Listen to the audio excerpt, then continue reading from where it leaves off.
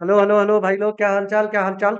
साफल्य classes official में आपका तहे दिल से स्वागत करते हैं। आज जो हम पार्ट लेकर के आए हैं, लाइव प्रोसेसेस का पार्ट 4 लेकर के आए हैं आप लोगों के लिए। और ये बहुत बेहतरीन सा टॉपिक होने वाला है। इसमें हम बहुत कुछ नया नया सीखेंगे जो कि हम नहीं जानते हैं। बहुत कुछ है उसमें ऐसा होगा जो हम नहीं जानते हैं, ठीक है। अब जो पिछला पार्ट में हम पढ़े थे कि भैया ऑटोट्रॉफिक मोड ऑफ न्यूट्रिशन जो हम पढ़ चुके हैं, इसका वीडियो देख सकते हैं। ह्यूमन टीथ का वीडियो आ चुका है और अपना सेलिब्री ग्लैंड का भी वीडियो हम अपलोड कर चुके हैं। तो इसमें अब क्या था कि जो ऑटोट्रॉफिक मोड ऑफ न्यूट्रिशन हम पढ़े थे, उसमें प्लांट्स जो है अपना फूड प्रिपेयर कर चुके थे। अब इसमें ये समझेंगे कि भैया जब हम फूड इंटेक कर रहे हैं, फूड इंटेक करने के बाद उसका डाइजेशन कैसे होता है, उसका डाइजेशन होगा, फिर एब्जॉर्प्शन होगा, उसका हम यूटिलाइज करेंगे।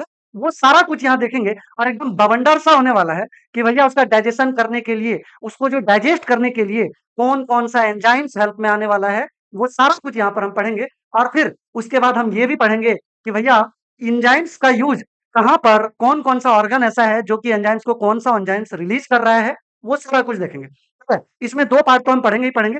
एक तो अपना लिवर हो गया और एक पैनक्रियाज़ हो गया, ये सारा कुछ हम पढ़ेंगे।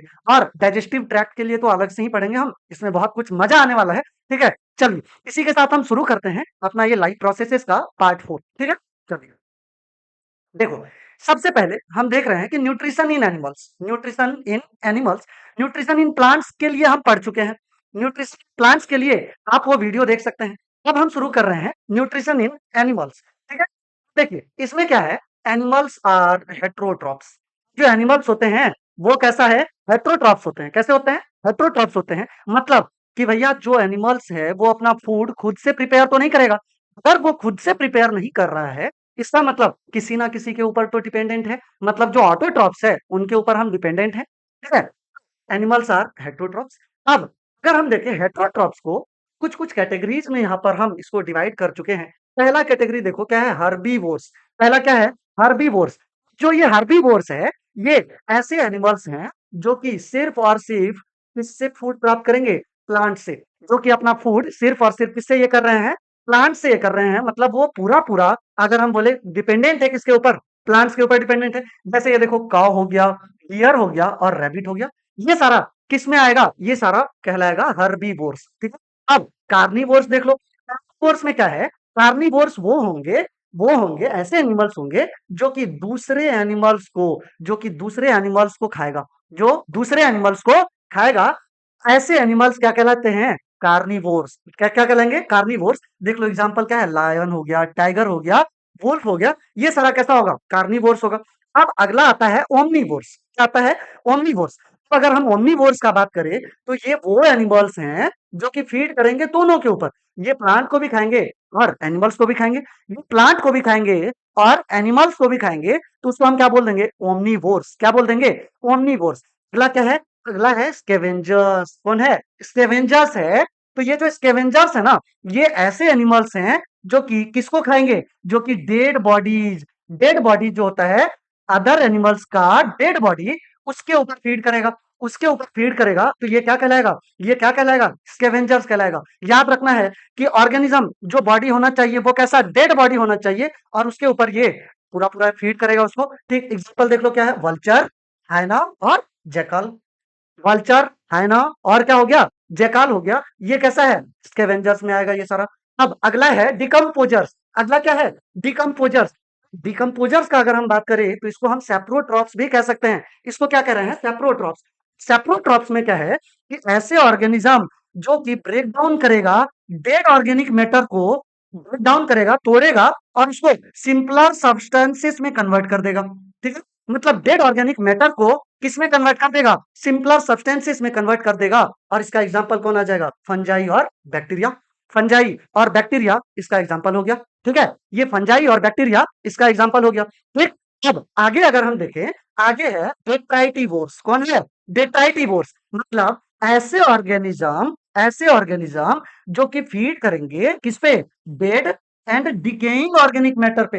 डेड और डिकेइंग ऑर्गेनिक मैटर पर ग्रो करने वाला वो कौन, डेट्राइटिवोर्स। कौन, डेट्राइटिवोर्स। और डेट्राइटिवोर्स का अगर हम एग्जांपल देखें तो भैया अर्थवर्म और वुड लॉज हो गया।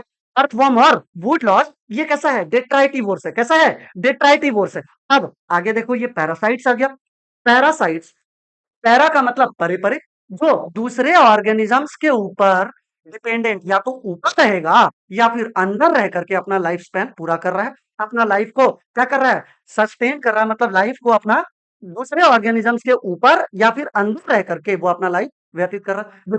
क्या है, ऑर्गेनिजम्स दैट लिव ऑन और इनसाइड, या तो ऊपर रहेगा या फिर अंदर रहेगा, होस्ट कहेंगे उसको, जिसके अंदर है या फिर जिसके ऊपर है वो होस्ट। कौन, वो होस्ट हो गया। And obtain food from it, और उनसे अपना फूड प्राप्त करेंगे, अपना फूड प्राप्त करेंगे, ठीक है। काउजिंग हार्म, भैया जिसके ऊपर रहेगा, जिसके ऊपर रहेगा वो उसको हार्म तो करेगा, वो उसको हार्म तो करेगा। देखो एग्जांपल कौन हो जाएगा, टेपवर्म, लाइस और मस्क्यूटा। टेपवर्म, लाइस और कुस्कुटा, ये इसका एग्जांपल हो गया। कुस्कुटा जो होता है वो अनदर प्लांट्स, दूसरे प्लांट्स के ऊपर रह करके ग्रो करता है, ठीक है, और वो अपना न्यूट्रिशन उस प्लांट से ले रहा होता है कि नहीं। जिस प्लांट से वो न्यूट्रिशन लेगा, एक टाइम पर वो प्लांट क्या हो जाएगा, खत्म हो जाएगा, है कि नहीं। वो प्लांट क्या हो जाएगा, खत्म हो जाएगा, मतलब उसको हार्म तो करेगा, है कि नहीं। अगला देखो क्या है, अगला है सिम्बायोन्ट्स। यहाँ पर सिम वर्ड का मतलब एक साथ। अब सिम्बायोन्ट्स में दो लोग, कोई दो ऑर्गेनिज्म एक साथ रह करके अपना गुजारा करेगा, एक साथ रह करके अपना गुजारा करेगा। क्या लिखा है, म्यूचुअलिस्ट, मतलब ये दोनों एक दूसरे के साथ हैं, हम साथ साथ हैं भैया, हम एकदम साथ साथ हैं। Organisms that live together and both benefit from the association, मतलब एक साथ रहेगा और दोनों एक दूसरे को क्या करेगा, बेनिफिट पहुंचाएगा, दोनों एक दूसरे को फायदा पहुंचाएगा, मतलब यहाँ पर दोनों ऑर्गेनिजम्स को फायदा होगा, ठीक है। अगर हम बात करें पैरासाइट्स में, पैरासाइट्स में एक को फायदा हो रहा है तो एक को नुकसान हो रहा है, लेकिन लेकिन सिम्बायोन्ट्स में एक को फायदा तो दूसरे को भी फायदा होगा, मतलब यहाँ दोनों को फायदा हो रहा है। एग्जाम्पल देख लीजिए क्या है, लाइकेन और राइजोबियम, लाइकेन और राइजोबियम, ये दोनों किसका एग्जाम्पल हो गया भैया, सिम्बायोन्ट्स का एग्जाम्पल हो गया, ठीक है। ये दोनों हो गया किसका एग्जांपल, सिम्बायोन्ट्स का एग्जांपल हो गया। आगे देखिए, नाम से पहचान लो, नाम से पहचान लो भैया, नाम क्या है, इंसेक्टिवोर्स। नाम क्या है, इंसेक्टिवोर्स, इसका मतलब ये ऐसे ऑर्गेनिज्म है जो कि किसके ऊपर फीड करेंगे, किसको खाएंगे, मेनली इंसेक्ट्स को खाएंगे, मेनली इंसेक्ट्स को खाएंगे, तो उसको क्या बोल देंगे भैया, इंसेक्टिवोर्स कह देंगे। उसको क्या कह देंगे भैया, इंसेक्टिवोर्स कह देंगे, जो कि फीड करेंगे किसके ऊपर, mainly on insects, mainly on insects, मतलब ये मेनली किसको फीड करेंगे, ये कीड़ा मकोड़ा को खाएगा, ये कीड़ा मकोड़ा को खाएगा। एग्जांपल देख लो, ये भैया आगे फ्रॉग चचा, फ्रॉग, फिर कैमेलियन, फिर कैमेलियन, फिर वेनस फ्लाई ट्रैप। कौन कौन है, फ्रॉग हो गया, कैमेलियन हो गया और वेनस फ्लाई ट्रैप हो गया। ये तीनों किस कैटेगरी में रखेंगे इसको, हम इंसेक्टिवोरस के कैटेगरी में रखेंगे, इसको इंसेक्टिवोरस के कैटेगरी में रखेंगे, ठीक है। चलो आगे देखिए, ये देखो भैया, ये अपना युगलिनवा है। ये कौन है भैया, युगलिना है, कौन है, युगलिना है। ये तो अलगे चल रहा है, युगलिना, ये कौन है, युगलिना है भैया, ये अलग ही दुनिया में जी रहा है। बाकी कुछ कुछ प्लांट्स ऐसा जो कि ऑटोट्रॉफ है, कुछ कुछ एनिमल्स ऐसा जो कि कैसा होगा, हेटरोट्रॉफ होगा। जो एनिमल्स है वो हेटरोट्रॉफ और जो प्लांट्स है वो ऑटोट्रॉफ। लेकिन प्लांट्स में भी एक एक्सेप्शन है, प्लांट्स में भी एक एक्सेप्शन है, जिसको हम कह रहे हैं Indian pipe plant, Indian Indian pipe plant. ये प्लांट कैसा है भैया, ये प्लांट सेप्रोफाइट्स में आता है, ये प्लांट जो है सेप्रोफाइट्स में आता है, एकदम कलरलेस होगा, व्हाइट कलर का होता है ये, ठीक है। कौन है, इंडियन पाइप प्लांट है, ठीक। अब हम जैसे यहाँ देखे तो भैया ये दोनों काम कर लेगा, ये जो है ये भैया दोनों काम कर लेगा। ये अगर दिन का समय है, अगर दिन का समय है तो ये फोटोसिंथेसिस करेगा और अपना खाना खुद से बना लेता है, ये किसी के ऊपर भैया डिपेंडेंट नहीं है, मतलब हम अकेले काफी हैं, ठीक है, हम अकेले काफी हैं। युगलिना चचा जो है, युगलिनवा जो है, यही कह रहा है कि भैया हम अकेले काफी हैं, हमको किसी का सहारा नहीं चाहिए, ठीक है। यहाँ देखो ना, दिन का समय है तो ये फोटोसिंथेसिस करेगा, काहे को, काहे कि इसके अंदर भैया क्लोरोप्लास्ट है, इसके अंदर क्या है, क्लोरोप्लास्ट है, मतलब दिन के टाइम में ये क्या करेगा, फोटोसिंथेसिस करेगा और अपना खाना खुद से बना लेगा, ठीक है। लेकिन लेकिन जैसे ही रात हुआ, जैसे ही रात हुआ, अब ये क्या करेगा, अब ये दूसरे जानवर को, दूसरे माइक्रो ऑर्गेनिजम्स को पकड़ेगा और वो क्या कर लेगा, खा लेगा। देखो ना भैया, रात का टाइम है और ये फ्लैजिलम ये हो गया, ये सीधा सीधा ऐसे गया, पकड़ा और इसको क्या कर लेगा, फूड वैक्यूल के अंदर, ये देखो ना, जो भी चीज खाएगा आकर के पेट में समा जाएगा, है कि नहीं। रात का टाइम हुआ तो भैया ये हेटेरोट्रॉफ बन जाता है, और दिन का टाइम है तो भैया ये फोटो मतलब ऑटोट्रॉफ्स हो जाएगा। ठीक है, दिन का टाइम है तो ऑटोट्रॉफ और रात का टाइम है तो हेटेरोट्रॉफ। ठीक है, ये बात हम कर लिए हैं किसका, यूग्लिनोआ का बात किए। ई है यूग्लिनोआ है, ये दोनों दो तरफा है भैया, इसका दो तरफा मुंह है। दिन का टाइम है तो फोटोसिंथेसिस और रात का टाइम है तो ये एज अ प्रीडेटर काम करेगा, एज अ प्रीडेटर काम करेगा, दूसरे ऑर्गेनिजम्स को पकड़ेगा और खा जाएगा। ठीक, चलिए आगे देखिए भैया। ई लो भैया, हम बात कर रहे हैं अब होलोजोइक मोड ऑफ न्यूट्रिशन। अब इसमें जो होलोजोइक होता है, इसी का ये सारा स्टेप है। हम लोग के अंदर कौन सा न्यूट्रिशन है, होलोजोइक मोड ऑफ न्यूट्रिशन। मतलब हम खाना को प्रॉपर खाते हैं, पचाते हैं, उसको एब्जॉर्ब करते हैं, उसका यूज करते हैं और निकाल देते हैं। भोरे भोर भैया लोटा लेके जाएंगे और वो सपुर्दे खाक निकल गया भैया। ठीक है, टाटा बाय बाय गया। ठीक, फिर देखिए ये जो स्टेप है, अब इसमें देखो होलोजोइक मोड ऑफ न्यूट्रिशन में कौन कौन सा स्टेप आएगा भैया। पहला स्टेप है इंजेशन, पहला स्टेप है इंजेशन का लिखा है टेकिंग फूड इन। जैसे ही फूड को ऐसे मुंह में रखे ना, फूड को मुंह में रखे ना, जैसे ही हम फूड को चबाएंगे और अंदर डाल देंगे भैया, पेट में चला गया। अब ये जो प्रोसेस है ये क्या कहलाएगा, इंजेशन। पहला स्टेप हो गया इंजेशन, इन मतलब अंदर, मतलब फूड को अंदर लिए। अब बोल रहा है डाइजेशन, दूसरा प्रोसेस डाइजेशन। जो भी फूड अंदर गया है, जो भी फूड अंदर गया है उसको डाइजेस्ट भी तो होना है, उसको टूटना भी तो है। तो भैया डाइजेशन का है break down, break down to simple molecules. Complex molecules था ना, वो जैसे ही पेट में जाएगा ना, वो सिंपल मॉलिक्यूल में टूट जाएगा, सिंपल मॉलिक्यूल में टूट जाएगा। हालांकि फूड का पार्शियल डाइजेशन अपने बक्का कैविटी में ही हो जाता है, और जिसके लिए हेल्प में आया कौन कौन, टीथ हो गया और सेलिवरी ग्लैंड, ये भी तो हेल्प में आ रहा है। तो ये दोनों का एक सेपरेट वीडियो और डिटेल्ड वीडियो है भैया, अपने चैनल पर इसको हम अपलोड कर चुके हैं। आप लोग बिंदास होकर के उसको देख सकते हैं। ठीक है, चलिए अगला स्टेप क्या होना चाहिए, अगला स्टेप है भैया एब्जॉर्प्शन। अब जो भी चीज टूटा है, जो भी फूड टूटा है, उसको एब्जॉर्ब भी तो करना है। तो अगला स्टेप हो जाएगा एब्जॉर्प्शन। क्या है, देखो ना ब्लड स्ट्रीम के अंदर ये क्या हो जाएगा, ब्लड स्ट्रीम के तरह अंदर ये एब्जॉर्ब हो चुका। ठीक है, अब जो एब्जॉर्ब हुआ है उसका यूटिलाइज भी तो करना है, उसको यूज भी तो करना है। तो भैया अगला स्टेप है एसिमिलेशन, अगला स्टेप है एसिमिलेशन। एसिमिलेशन में क्या होगा कि जो भी फूड टूटा, जिसका भी डाइजेशन हुआ है और जो भी एब्जॉर्ब हो चुका है, अब उसको यूज करेगा, अब उसको अपना बॉडी यूज करेगा, जो कि यूज में आएगा ग्रोथ में और रिपेयर में, है कि नहीं। हर एक सेल को तो फूड चाहिए, हर एक सेल को फूड चाहिए, और सेल के ग्रोथ के लिए फूड का रिक्वायरमेंट है, तो उसके लिए एसिमिलेशन प्रोसेस भी तो जरूरी है भैया, उसका यूटिलाइज करना भी तो जरूरी है कि नहीं। तो यहाँ ग्रोथ में हेल्प करेगा और रिपेयर में हेल्प करेगा। अगला सबसे लास्ट स्टेप आ जाएगा ईजेशन, सबसे लास्ट स्टेप आ जाएगा ईजेशन। और ईजेशन में क्या हो रहा है कि भैया जब सब कुछ हो गया ना, सब कुछ हो गया ना, तो वेस्ट बचा, और वो वेस्ट क्या होगा, वो वेस्ट क्या हो जाएगा, बॉडी से रिमूव हो जाएगा। बॉडी से रिमूव कर दिए हैं, यही प्रोसेस क्या कहलाया, ईजेशन। ओवरऑल ये पांच स्टेप हम होलोजोइक न्यूट्रिशन में पढ़ेंगे, ये पांचों स्टेप हम होलोजोइक न्यूट्रिशन में पढ़ेंगे। चलो आगे देखिए, आगे देखिए क्या है। हम सबसे पहले बात करेंगे न्यूट्रिशन इन एमीबा, जो कि यूनिसेल्युलर ऑर्गेनिज्म है।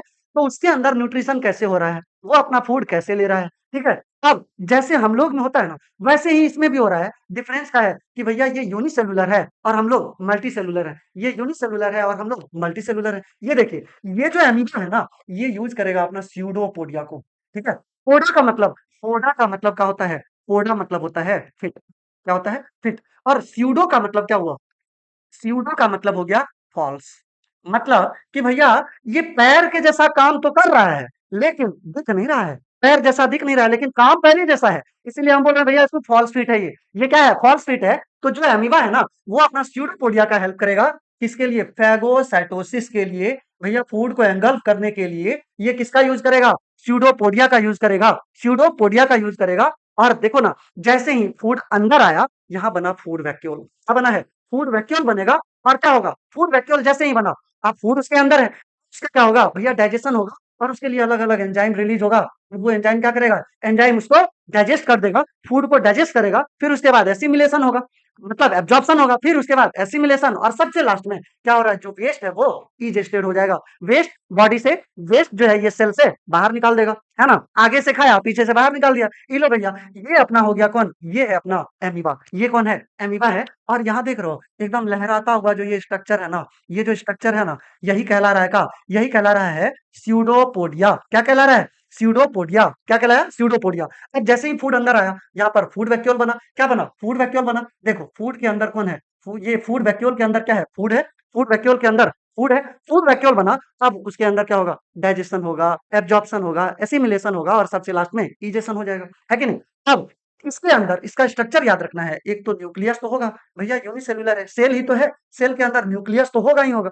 और एक चीज होता है कॉन्ट्रेक्टाइल वैक्यूल। क्या होता है? कॉन्ट्रेक्टाइल वैक्यूल होता है। अब इसका स्ट्रक्चर हमको ध्यान में रखना है कि भैया स्यूडोपोडिया का सबसे इंपॉर्टेंट रोल है। स्यूडोपोडिया का सबसे इंपॉर्टेंट रोल है फूड को पकड़ने के लिए और फूड को बाहर निकालने के लिए। क्या है? स्यूडोपोडिया है। क्या है? स्यूडोपोडिया है इसके पास। ये देखिए भैया, ये सारा स्टेप देख लो। सबसे पहले क्या हो रहा है? सबसे पहले ये जो बैक्टीरिया है ना, ये जो बैक्टीरिया है इसको पकड़ेगा। इसको ऐसे पकड़ लिया और पकड़ रहा है किसके हेल्प से? स्यूडोपोडिया के हेल्प से। मतलब ये प्रोसेस क्या हो गया? इंजेशन। फूड अंदर आया, स्यूडोपोडिया के हेल्प से ऐसे पकड़ा और फूड क्या हो जाएगा? स्यूडोपोडिया के हेल्प से ऐसे पकड़ा और फूड को अंदर कर लिया, है कि नहीं? जैसे ही फूड अंदर आया है, यहाँ बन गया है फूड वैक्यूल। क्या बन गया? फूड वैक्यूल बन गया। क्या बन गया है? फूड वैक्यूल बन गया है। फूड वैक्यूल बना है। अब उसके अंदर क्या होगा? एंजाइम्स वगैरह रिलीज होगा और वो क्या करेगा? फूड को तोड़ देगा, मतलब डाइजेशन हो गया। फूड को तोड़ दिया मतलब डाइजेशन हो गया है। और डाइजेशन के बाद अब क्या होगा? जब डाइजेस्ट हो चुका है तो उसका एसिमिलेशन होना भी तो है, मतलब उसको यूटिलाइज भी तो करना है कि नहीं? तो भैया ये लो, अगला स्टेप आ जाएगा एब्जॉर्प्शन एंड एसिमिलेशन। क्या हो रहा है? फूड को एब्जॉर्ब किया और उसको यूटिलाइज किया। फूड को एब्जॉर्ब किया है और उसको यूटिलाइज किया है। ये देखिए ना, यूटिलाइज किया है तो उसको हम क्या बोल देंगे? एब्जॉर्प्शन। एब्जॉर्ब किया, एसिमिलेशन, यूटिलाइज किया है। सबसे लास्ट में क्या होगा? जो वेस्ट बचा वो बाहर की तरफ निकल जाएगा, जिसको हम क्या बोल दिए हैं? इजेशन बोल दिए हैं। जिसको हम क्या बोल दिए हैं? इजेशन बोल दिए हैं। फूड क्या हो गया? ये देखिए ना, फूड क्या हो गया है भैया? पीछे से बाहर निकाल दिया। लो, पीछे से बाहर निकाल दिया। सो लोटा का जरूरत नहीं है। लोटा का जरूरत तो भैया हम लोग को है। हम लोग कैसे हैं? मल्टी सेलुलर है कि नहीं? तो लोटवा लेके ही नहीं निकलेगा, लोटवा लेके हम लोग निकलेंगे भोरे भोर, है कि नहीं? चलिए, ये बात हम कर लिए किसका? एमीबा का। ये बात हम कर लिए एमीबा के अंदर जो न्यूट्रिशन हो रहा है वो कैसे हो रहा है। इसके अंदर भी वही 5 स्टेप है। इंजेशन, फिर डाइजेशन, फिर एब्जॉर्प्शन और एसिमिलेशन और सबसे लास्ट में इजेशन। सबसे लास्ट में क्या हो गया? इजेशन हो गया, है कि नहीं? यही 5 स्टेप इसके अंदर भी चल रहा है कि नहीं? बस यहाँ एक चीज याद रखना है कि भैया किसके हेल्प से इंजेशन किया। इंजेशन जो प्रोसेस है, इंजेशन फूड को जो एंगल्फ किया है, किसके हेल्प से किया है? तो भैया आंसर हो जाएगा स्यूडोपोडिया। किसके हेल्प से किया? स्यूडोपोडिया के हेल्प से किया। ठीक है, चलिए अगला देखिए। ये देखो, बात कर रहे हैं nutrition in paramecium. Nutrition in paramecium, कि भैया पैरामीशियम के अंदर क्या सीन है? पैरामीशियम के अंदर क्या सीन है? ये देखिए ना, uses cilia to move food to the oral groove. अब देखो ना, इसके पास थोड़ा सा तो इवॉल्व हुआ है। इसके पास एक प्रॉपर स्ट्रक्चर है फूड को अंदर के तरफ लाने के लिए, जिसको हम क्या बोल रहे हैं? ओरल ग्रूव कह रहे हैं। ओरल ग्रूव कर रहे हैं। ये क्या करेगा? सीलिया के हेल्प से क्या करेगा? फूड को अपने तरफ खींचेगा और जैसे ही अपने तरफ आया, अब वो ओरल ग्रुप से होते हुए वो अंदर आ गया। ओरल ग्रुप से होते हुए वो अंदर आ गया है। तो uses cilia to move food to the oral group. Oral group तक लेते आया। क्या होगा? Once the food particle reach the oral group, जैसे ही फूड पार्टिकल ओरल ग्रुप तक आया, जैसे ही फूड पार्टिकल ओरल ग्रुप तक आया, अब क्या होगा? They are transported to the cell mouth. जो सेल का मुंह तक वो पहुंचा। सेल का मुंह तक पहुंचा और उसके मुंह को हम बोल रहे हैं, सेल माउथ को हम यहाँ पर क्या बोल रहे हैं भैया? साइटोस्टोम। ये ध्यान में रखना है। यहाँ पर हम इसको क्या बोल रहे हैं? साइटोस्टोम। इसको ध्यान में रखना है, एकदम इसको ध्यान में रखना है। एक तो ओरल ग्रुप को ध्यान में रखना है और दूसरा साइटोस्टोम को ध्यान में रखना है। तो क्या हुआ? वो साइटोस्टोम तक आया, where they where they are engulfed, जहां पर उसको एंगल्फ करेगा, अंदर के तरफ लेगा इनटू फूड वैक्यूल। अब अंदर के तरफ जैसे आया, वो कहां पहुंच गया? फूड वैक्यूल में पहुंच गया। वो कहां पहुंच गया? फूड वैक्यूल में पहुंच गया। क्या होगा? ये वैक्यूल के अंदर, विद इन बीच वैक्यूल, डाइजेस्टिव एंजाइम्स। अब देख लो, डाइजेस्टिव एंजाइम्स को तोड़ेगा। Digestive enzymes break down the food. अब फूड को डाइजेस्टिव एंजाइम तोड़ दिया। फूड को डाइजेस्टिव एंजाइम तोड़ दिया। अब तोड़ने के बाद जो न्यूट्रिएंट्स है वो एब्जॉर्ब हो जाएगा किसके अंदर? साइटोप्लाज्म के अंदर। एब्जॉर्ब कर लिया कहाँ? साइटोप्लाज्म के अंदर एब्जॉर्ब हो गया। जो फूड है वो साइटोप्लाज्म के अंदर एब्जॉर्ब हो चुका है। अब सबसे लास्ट में क्या होगा? अब एब्जॉर्प्शन तो हो गया, फिर एसिमिलेशन होगा, यूटिलाइज करेगा और लास्ट में the undigested remains are eventually expelled eventually expelled through anal pore. देख लो, जिधर से फूड अंदर आया, सेल का मुंह साइटोस्टोम, सेल का मुंह साइटोस्टोम, और सेल का जो है, सेल जिधर से निकाल दिया फूड को, उसको हम बोल दिए भैया एनल पोर। क्या बोल दिए हैं? एनल पोर बोल दिए हैं। अब यहाँ पर भैया, यहाँ पर थोड़ा सा इवॉल्व तो हुआ है, इवॉल्व तो हुआ है कि भैया अगर हम एमीबा में देखें, वहां कोई ऐसा स्ट्रक्चर नहीं था, जिधर से मन हुआ उधर से एंगल्फ किया और जिधर से मन हुआ उधर से इजेस्ट कर दिया, इजेशन हो गया, ठीक है। लेकिन यहाँ पर एक प्रॉपर स्ट्रक्चर आ गया है कि भैया इंजेशन के लिए यहाँ पर है साइटोस्टोम, इंजेशन के लिए यहाँ है साइटोस्टोम, और इजेशन के लिए यहाँ है एनल पोर, इजेशन के लिए यहाँ है एनल पोर। और क्या करेगा? वेस्ट को एक्सपेल्ड कर देगा बाहर, वेस्ट को एक्सपेल्ड कर देगा बाहर, और जैसे ही बाहर की तरफ निकला, इससे क्या होगा कि ये जो सेल्यूलर एफिशिएंसी है, सेल का जो एफिशिएंसी है और हेल्थ, सेल का एफिशिएंसी और हेल्थ वो मेंटेन रहता है, सेल का एफिशिएंसी और हेल्थ मेंटेन रहेगा। प्रॉपर इंजेशन हुआ और प्रॉपरली इजेशन हो रहा है, तो उससे सेल का क्या होगा? सेल का एफिशिएंसी और उसका हेल्थ मेंटेन रहेगा, ठीक है। चलो ये देखिए, ये अपना पूरा पूरा स्ट्रक्चर है, ये अपना पूरा पूरा स्ट्रक्चर है किसका? किसका? पैरामीशियम का। ये पूरा स्ट्रक्चर है किसका? पैरामीशियम का। चप्पल का शेप क्या होता है? स्लीपर के जैसा होता है, चप्पल के जैसा, है कि नहीं? सबसे पहले ये फूड पार्टिकल अंदर आया, अंदर की तरफ जैसे ही आया, अब उसका क्या होना है? डाइजेशन होना है। फूड पार्टिकल जैसे ही अंदर आया, ये आ गया कहाँ? वैक्यूल में। ये आ गया फूड वैक्यूल में। फूड वैक्यूल में आते ही अब क्या हो गया? इसका डाइजेशन होगा। डाइजेशन के बाद इसका क्या होगा? जो भी डाइजेस्टिव एंजाइम्स वगैरह है, वो उसके अंदर रिलीज हुआ, जो कि क्या करेगा? फूड को, जो कि क्या करेगा? फूड को तोड़ देगा। और जैसे ही फूड टूटा, तो उसके बाद क्या होगा? उसका एसिमिलेशन होगा। उसका क्या होगा? एसिमिलेशन होगा। उसका यूटिलाइज करेगा, उसको फूड को यूटिलाइज करेगा, मतलब एसिमिलेशन हो गया। जैसे ही फूड को यूटिलाइज किया, अब क्या होगा? सबसे लास्ट में जो इसका वेस्ट है, वो क्या हो जाएगा? वो इजेशन हो जाएगा उसका, वो बाहर की तरफ निकल गया। और बाहर की तरफ निकला है किससे? एनल पोर से। किससे? एनल पोर से वो बाहर की तरफ निकल गया। और साइटोस्टोम से वो अंदर की तरफ आ गया, मतलब सेल का माउथ हो गया साइटोस्टोम। और जो ये एक स्ट्रक्चर है जिससे कि वो बाहर की तरफ निकल रहा है वेस्ट, उसको हम बोल दिए क्या? उसको हम बोल दिए हैं एनल पोर। उसको हम क्या बोल दिए हैं? एनल पोर कह दिए, ठीक है। चल आगे देखिए, ये देखो, अब हम बात कर चुके हैं एमीबा का, हम बात कर चुके हैं पैरामीशियम की। अब हम आते हैं मल्टी सेल्यूलर ऑर्गेनिजम्स, यानी कि हम अब हम लोग पे आ रहे हैं। तो हम लोग के अंदर जो ह्यूमन डाइजेस्टिव सिस्टम है, अब उसको थोड़ा एक्सप्लोर करते हैं कि देखिए भैया, ह्यूमन डाइजेस्टिव सिस्टम जो है वो कंपोज होता है, वो बना होता है, एक तो एलिमेंट्री केनाल होगा ही होगा, एलिमेंट्री केनाल तो होगा, और साथ में एक्सेसरी ग्लैंड्स भी होता है। एक्सेसरी ग्लैंड्स जो कि फूड का डाइजेशन में जो जो ग्लैंड हेल्प में आएगा, उसको हम बोल रहे हैं भैया एक्सेसरी ग्लैंड। एक्सेसरी ग्लैंड भले ही एलिमेंट्री केनाल का पार्ट नहीं है, लेकिन ये फूड को डाइजेस्ट करने में जरूर हेल्प कर रहा है। कौन? Accessory gland. कौन? Accessory gland. देखिए क्या लिखा है? Alimentary canal is continuous muscular tube. जो एलिमेंट्री केनाल है, वो एक कंटीन्यूअस मस्कुलर ट्यूब है। कहां से कहां तक? माउथ से एनस तक। माउथ से एनस तक। अब जो कि बना होगा, देखो, पूरा पूरा कंटीन्यूअस मस्कुलर ट्यूब है, मतलब मसल से बना हुआ वो ट्यूब है, जो कि कहां से शुरू होगा?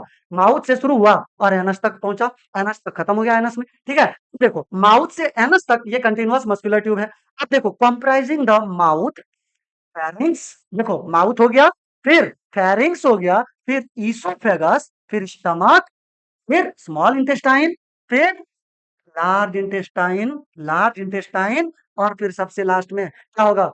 सबसे लास्ट में एनस आ गया।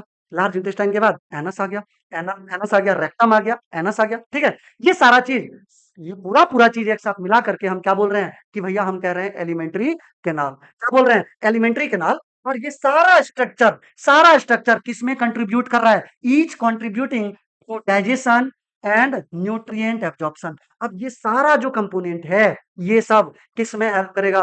भैया डाइजेशन में हेल्प करेगा, डाइजेशन में हेल्प करेगा और एब्जॉर्प्शन में हेल्प करेगा, डाइजेशन में हेल्प करेगा और एब्जॉर्प्शन में हेल्प करेगा। ये सारा स्ट्रक्चर मिलकर के देखो, सबसे पहले माउथ, सबसे पहले माउथ, माउथ के बाद फूड कहाँ जाएगा? माउथ जैसे ही मुंह में रख लिए फूड को, अब वो फूड किधर की तरफ जाएगा? हम जब निगल रहे होंगे, तो भैया माउथ के देखो, ओरल ओरल कैविटी से जस्ट पीछे जो स्पेस है, उसको हम बोल रहे हैं ओरोफेरिंक्स। क्या बोल रहे हैं? ओरोफेरिंक्स। नाम ध्यान में रखना है, ओरोफेरिंक्स, ठीक है। उसको हम बोल दिए भैया ओरोफेरिंक्स। क्यों? ओरल कैविटी से पीछे वाला पोर्शन है, ओरल कैविटी से पीछे वाला पोर्शन है तो उसको हम बोल दिए क्या? ओरल ओरोफेरिंक्स। उसको हम क्या बोल दिए? ओरोफेरिंक्स। देखो ना, नेजल चैम्बर, नेजल चैम्बर से जस्ट पीछे वाला स्पेस कहलाया नेजोफेरिंक्स। क्या कहलाया? नेजोफेरिंक्स। नेजोफेरिंक्स, ठीक है। नेजल चैम्बर से जस्ट पीछे वाला जो पोर्शन है वो कहलाया नेजोफेरिंक्स, और लैरिंग्स से जस्ट ऊपर वाला जो पोर्शन है वो कहलाया है लैरिंगोफेरिंक्स। क्या कहलाया? लैरिंगोफेरिंक्स। क्या कहलाया? लैरिंगोफेरिंक्स, ठीक है। अब 3 पोर्शन आ गया, मतलब हम पूरा फेरिंक्स को 3 पोर्शन में डिवाइड कर दिए। एक तो नेजल चैम्बर से पीछे वाला नेजोफेरिंक्स, और एक ओरल कैविटी से पीछे वाला ओरोफेरिंक्स, और लैरिंग्स से जस्ट ऊपर वाला पोर्शन लैरिंगोफेरिंक्स, ठीक है। ये 3 पोर्शन हो गया किसका? फेरिंक्स का। देखो, अब जैसे ही फेरिंक्स में एंटर हुआ, फेरिंक्स के बाद वो फूड कहाँ गया? ईसोफेगस में आ गया। वो फूड कहाँ गया? ईसोफेगस में आ गया। ईसोफेगस उसको कहाँ पहुंचाएगा? सीधा सीधा स्टमक में पहुंचा दिया। कहाँ पहुंचा दिया? स्टमक में। अब यहाँ स्टमक में डाइजेशन वगैरह होगा, डाइजेशन होने के बाद वो आ जाएगा स्मॉल इंटेस्टाइन में। अब स्मॉल इंटेस्टाइन को भी हम 3 पार्ट में डिवाइड कर दिए, duodenum, jejunum और इलियम। ये 3 पार्ट में हम स्मॉल इंटेस्टाइन को डिवाइड कर दिए। पढ़ेंगे सारा कुछ, अभी आगे पढ़ेंगे। अब उसके बाद फूड क्या होगा? चलते आ गया कहाँ भैया? कहाँ आ गया भैया? लार्ज इंटेस्टाइन में आ गया। कहाँ आ गया भैया? लार्ज इंटेस्टाइन में आ गया है। और लार्ज इंटेस्टाइन में भी जो एक्सेस वाटर वगैरह है वो क्या हो गया? एब्जॉर्ब हो गया। और जो लास्ट में वेस्ट बचा ना, जो लास्ट में वेस्ट बचा है वो आकर के इधर स्टोर हो जाएगा, जिसको हम कह रहे हैं का रेक्टम। क्या बोल दिए? रेक्टम। रेक्टम में आकर के क्या हो गया? स्टोर हो गया है। और सबसे लास्ट में यहाँ है एनल पोर है, ये एनस है, और एनस के थ्रू क्या हो जाएगा? जो फूड वेस्ट है वो बाहर की तरफ निकल जाएगा, ठीक है। तो ये सारा स्ट्रक्चर मिल करके एक पूरा कंटिन्यूअस मस्कुलर ट्यूब बनाया। कंटिन्यूअस मस्कुलर ट्यूब है, जिसको हम कह दिए भैया एलिमेंट्री कैनाल। इसको हम क्या कह दिए? एलिमेंट्री कैनाल कह दिए। चलिए आगे देखिए, ये देखो। अब ये तो बात हो गया पूरा एलिमेंट्री कैनाल का। अब डाइजेशन के लिए, डाइजेशन हो या एब्जॉर्प्शन वगैरह हो, जो भी चीज है, डाइजेशन के लिए अब यहाँ पर भैया कुछ कुछ ग्लैंड्स काम में आता है, जो कि डाइजेशन में हेल्प करता है, जो कि फूड को डाइजेस्ट करवाने में हेल्प करेगा। हाँ, डाइजेस्ट करवाने में हेल्प करेगा। वो कौन? Accessory gland. वो कौन? Accessory gland. देखो ना क्या होता है, हम पढ़ाई कर रहे हैं। ओवरऑल अगर हम समझ ले, हम खुद को मान लिया एलिमेंट्री कैनाल। खुद को क्या मान लिया? Alimentary canal. जो हमारे टीचर्स हैं वो हेल्प करते हैं हमको, वो हम लोगों का हेल्प कर रहे हैं, किसमें? पढ़ाई में हेल्प कर रहे हैं, ताकि हम अच्छे मार्क्स से पास हो पाए, है कि नहीं? तो यहाँ पर जो टीचर्स हैं उसको हम बोलिए भैया ये पूरा एक्सेसरी ग्लैंड्स है, जो कि भैया सबसे इंपॉर्टेंट रोल होता है फूड को डाइजेस्ट करवाने में सबसे इंपॉर्टेंट रोल है भैया एक्सेसरी ग्लैंड्स का। देखिए ना क्या लिखा है? Accessory glands like liver, pancreas और gall bladder aid digestion by producing enzymes and substances that break down food, allowing nutrients absorption into the bloodstream। इसका मतलब क्या हुआ कि जो एक्सेसरी ग्लैंड्स है, जैसे कि सैलिवरी ग्लैंड, फिर लीवर, जो कि अपने बॉडी का सबसे बड़ा ग्लैंड कौन? Largest gland of our body कौन? लीवर। और सेकंड लार्जेस्ट ग्लैंड अपने बॉडी का कौन? सेकंड लार्जेस्ट ग्लैंड अपने बॉडी का पैनक्रियाज, ठीक है। जो कि एक्सेसरी ग्लैंड्स में हम किसको किसको इंक्लूड कर रहे हैं भैया? सैलिवरी ग्लैंड, लीवर, पैनक्रियाज और गॉल ब्लेडर। ये सब मिल करके डाइजेशन में हेल्प कर रहा है। कैसे हेल्प कर रहा है? एंजाइम्स को रिलीज करके, एंजाइम्स को प्रोड्यूस करके ये हेल्प किया। और सब्सटेंस जो टूट चुका है, मतलब जो सब्सटेंस टूटा उसमें भी हेल्प किया। और अलोइंग न्यूट्रिएंट्स एब्जॉर्प्शन, भैया न्यूट्रिएंट के एब्जॉर्प्शन में, उसको एब्जॉर्ब करवाने में भी, ब्लड स्ट्रीम के अंदर एब्जॉर्प्शन होने में भी उसको हेल्प कर रहा है। कौन? Accessory glands. अब क्या बोल रहा है? ये एक्सेसरी ग्लैंड्स और डाइजेस्टिव ट्रैक्ट पूरा है कि नहीं, एलिमेंट्री कैनाल, ये सब मिल करके together they ensure the body receives essential energy. ये आपस में मिल करके, साथ में मिल करके ये एंश्योर करते हैं कि भैया जो बॉडी है वो एसेंशियल एनर्जी रिसीव कर रहा है और न्यूट्रिएंट्स ये भी रिसीव कर रहा है, highlighting the importance of understanding this complex system for food processing. अब ये जो फूड प्रोसेसिंग का पूरा कॉम्प्लेक्स सिस्टम है ना, उसको समझने में भैया हम ये समझेंगे उसका इंपॉर्टेंस क्या है, उसको समझने में बड़ा हेल्प करता है ये लोग। ठीक है, कौन कौन मिल करके हेल्प कर रहा है भैया? एक तरफ एलिमेंट्री कैनाल और दूसरा एक्सेसरी ग्लैंड्स। एक तरफ एलिमेंट्री कैनाल और दूसरा एक्सेसरी ग्लैंड्स। देखो ना, ये सैलिवरी ग्लैंड हो गया। सैलिवरी ग्लैंड कितना पेयर होता है? 3 पेयर होता है। सैलिवरी ग्लैंड 3 पेयर होता है। नाम पैरोटिड, पैरोटिड ग्लैंड, फिर सबमैंडिब्यूलर ग्लैंड। सबमैंडिब्यूलर मतलब जो मैंडिबल बोन है, मैंडिबल बोन के पास वाला सबमैंडिब्यूलर। और एक होता है सबलिंगुअल। क्या? सबलिंगुअल। ये सैलिवरी ग्लैंड के लिए हमने एक प्रॉपर वीडियो बना रखा है, आप लोग वहां से देख सकते हैं। ठीक है, ये सैलिवरी ग्लैंड हो गया, जो कि कितना पेयर होगा? कितना पेयर होगा? 3 पेयर्स होगा। 3 पेयर्स होगा। ठीक है, अब इसके बाद हम देख रहे हैं लीवर है। ये रहा कौन? ये लीवर हो गया। लीवर को हम क्या बोल रहे हैं भैया? लार्जेस्ट ग्लैंड है अपने बॉडी का, लार्जेस्ट ग्लैंड है कौन? लीवर। ठीक है, अब अगला ये देखो पैनक्रियाज।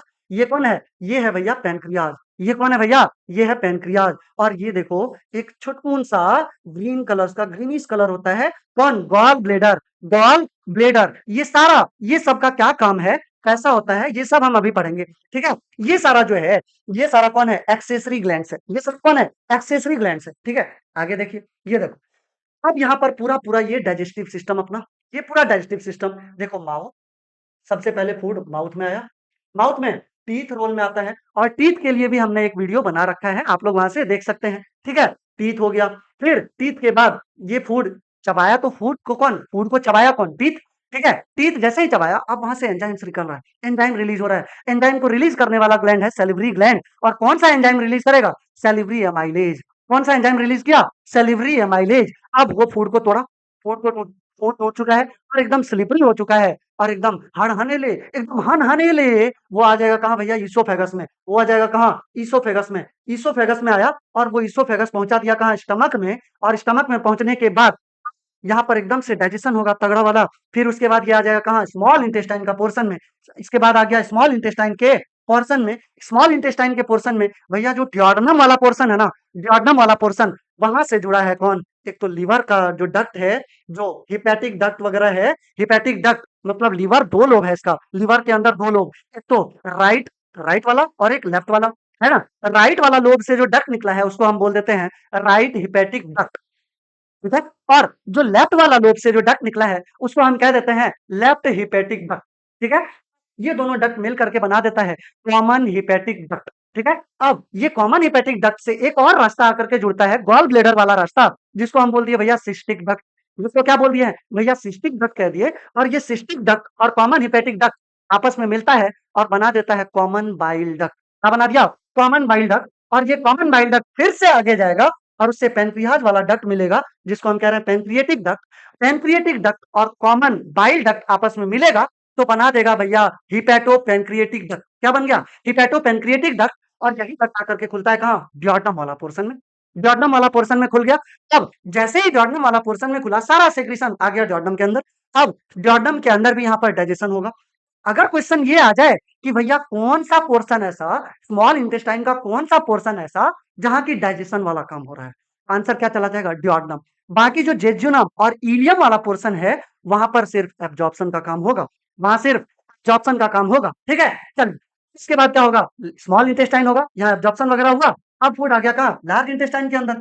फूड आ गया कहाँ? लार्ज इंटेस्टाइन के अंदर। और लार्ज इंटेस्टाइन के अंदर भी जो एक्सेस एक्सेस वाटर वगैरह है उसका एब्जॉर्प्शन हुआ। और फिर वेस्ट जो होगा, वे वेस्ट आकर के कहाँ स्टोर हो गया? रेक्टम में। और रेक्टम से फिर वापस कहाँ? एनस के थ्रू वो बाहर निकल जाएगा। ये पूरा अपना डाइजेस्टिव सिस्टम हो गया।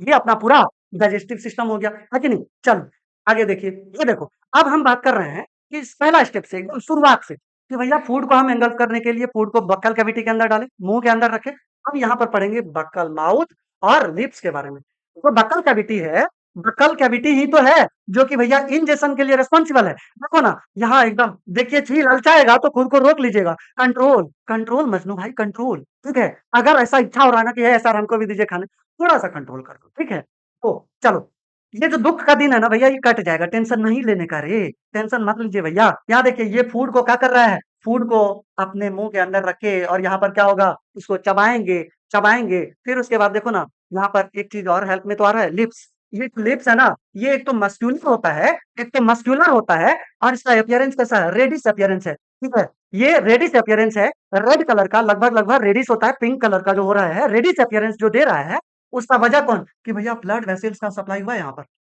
ब्लड वेसल्स का सप्लाई हुआ है लिप्स के अंदर, इसलिए तो हमको उसका कलर कैसा रेडिश अपीयरेंस दे रहा है, ठीक है? और फिर अगर हम बात करें बकल म्यूकोसा, मतलब बकल कैविटी के अंदर की तरफ जो लेयर है ना, जो प्रोटेक्टिव लेयर है, बकल म्यूकोसा जो है, वो बकल म्यूकोसा किसको शेप दे रहा है? Shape to cheeks. जो गाल है, उसका शेप दे रहा है कौन? Buccal mucosa. कौन? Buccal mucosa. यहाँ देखो, ये टीथ है। टीथ के बारे में हम ऑलरेडी पढ़ चुके हैं अच्छे से। टीथ और सैलिवरी ग्लैंड के बारे में हम ऑलरेडी पढ़ चुके हैं, ठीक है? तो यहाँ जो हम शुरू करेंगे, उससे आगे बढ़ करके हम शुरू करेंगे, ठीक है? देखिए, बकल कैविटी के अंदर तो डाइजेशन हुआ, मतलब पार्शियल डाइजेशन तो हुआ है फूड का, ठीक है?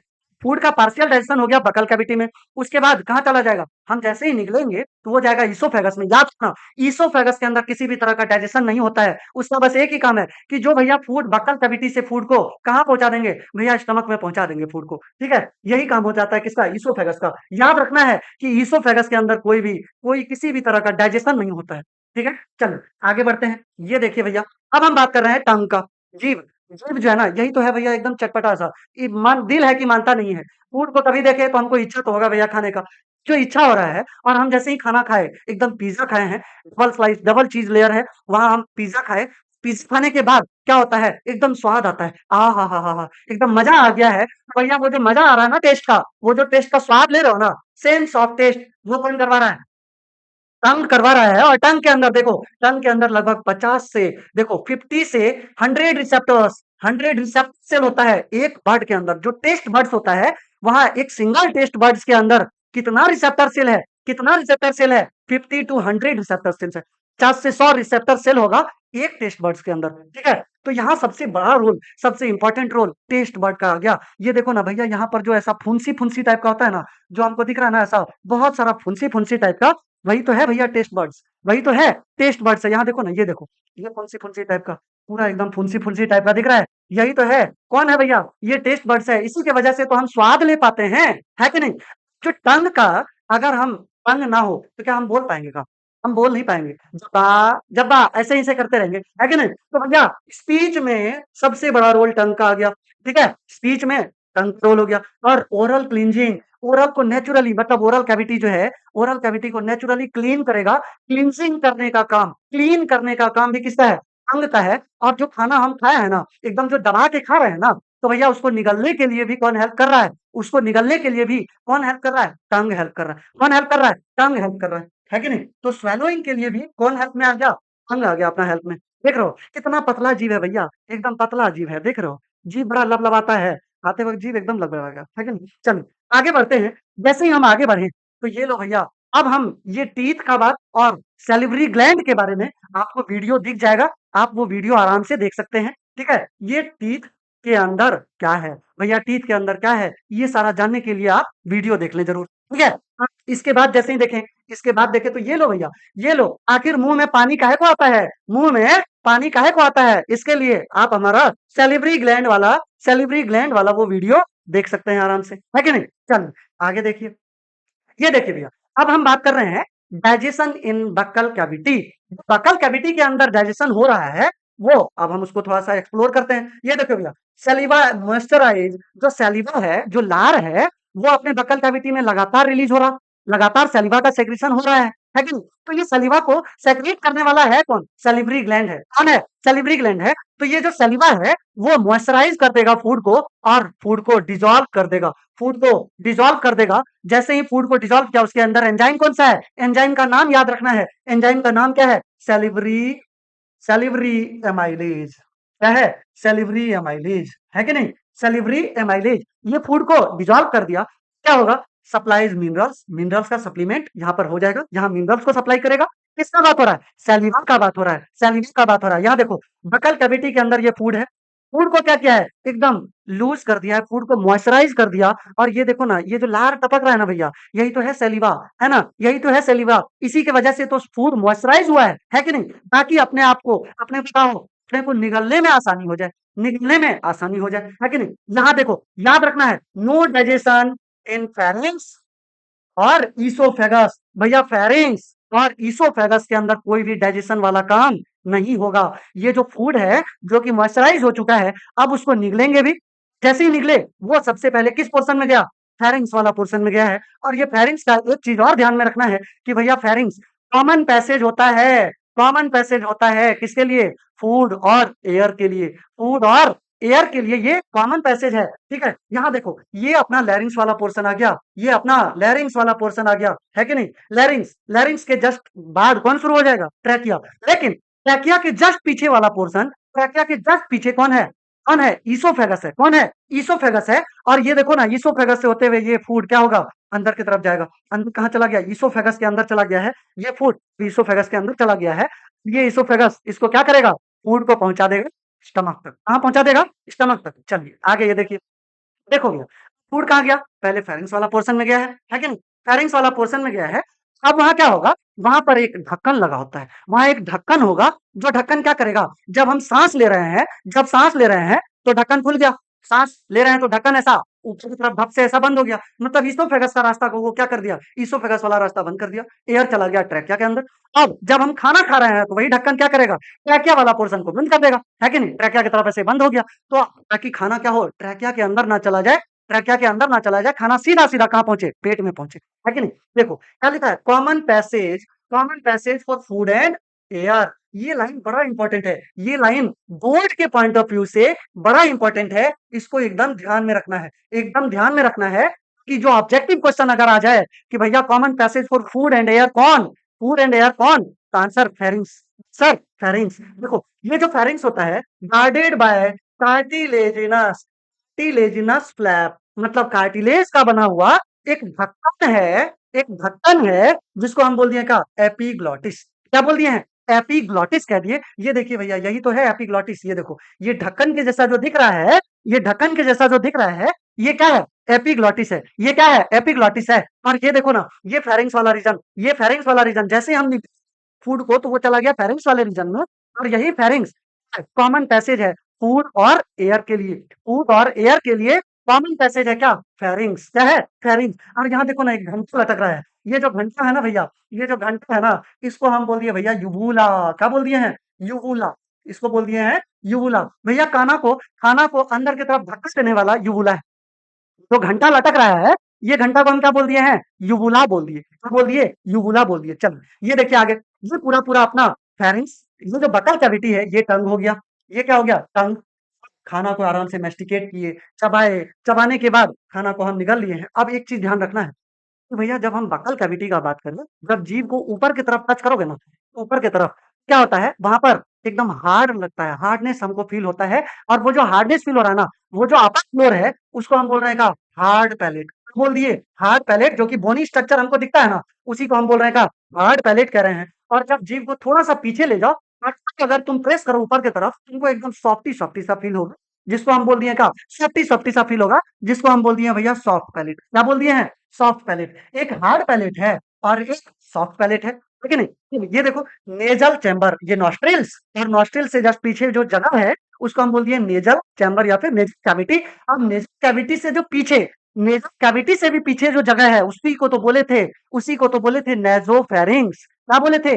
नेजोफेरिंग्स। ठीक है। अब ये नेजल कैविटी से पीछे वाला पोर्शन नेजोफेरिंग्स, है कि नहीं? अब क्या होगा कि नेजोफेरिंग्स फिर आगे जैसे ही आए, ये वाला पोर्शन ओरोफेरिंग्स, ओरल कैविटी से जस्ट पीछे जो जगह है वो ओरोफेरिंग्स हो गया, है कि नहीं? ये ओरोफेरिंग्स हो गया। ओरोफेरिंग्स से जस्ट नीचे एक और जगह है, खाली जगह, उसको बोल दिया लैरिंगोफेरिंग्स, जो कि लैरिंग्स के ऊपर है, जो कि लैरिंग्स से ऊपर है, उसको बोल दिए का? लैरिंगोफेरिंग्स। ठीक है। देखो, ये रहा अपना फेरिंग्स और ये लैरिंग्स। इसी के बीच ये देखो ना, एक ढक्कन जैसा स्ट्रक्चर है, जो अभी हम आपको दिखाए हैं। यही ढक्कन जैसा स्ट्रक्चर, यही ढक्कन जैसा स्ट्रक्चर क्या कहला रहा है? एपिग्लॉटिस। क्या कहलाया? एपिग्लॉटिस। ठीक है, एपिग्लॉटिस कह दिया इसको। और जैसे ही फूड एपिग्लॉटिस, ये फूड इधर आया, एपिग्लॉटिस इधर, इस तरफ ऐसा, इस तरफ ऐसा क्या हो जाएगा? बंद हो जाएगा। इस तरफ बंद हो जाएगा। जैसे ही इस तरफ ऐसे बंद हुआ, इस तरफ ऐसे बंद हुआ, खाना आ गया कहाँ? ईसोफेगस में। खाना कहाँ गया? खाना आ गया ईसोफेगस में। और यही ईसोफेगस क्या करेगा? यही ईसोफेगस क्या करेगा? उसको पेट तक पहुंचा देगा। भाई उसको ईसोफेगस उसको क्या करेगा? पेट तक पहुंचा देगा, है कि नहीं? चलिए आगे देखिए, ये देखो, अब हम अगला बात कर रहे हैं, फेरिंग्स के बाद कहाँ आ गया फूड? ईसोफेगस के अंदर। ठीक है। फेरिंग्स के बाद फूड आ गया ईसोफेगस के अंदर, और इसका याद रखना है कि भैया ईसोफेगस 25 सेंटीमीटर लंबा होता है। कितना लंबा होता है? 25 सेंटीमीटर लंबा होता है। 25 सेंटीमीटर लंबा होता है, जो कि क्या कर रहा है, ईसोफेगस फूड को पीछे की तरफ, नीचे की तरफ धक्का देता है।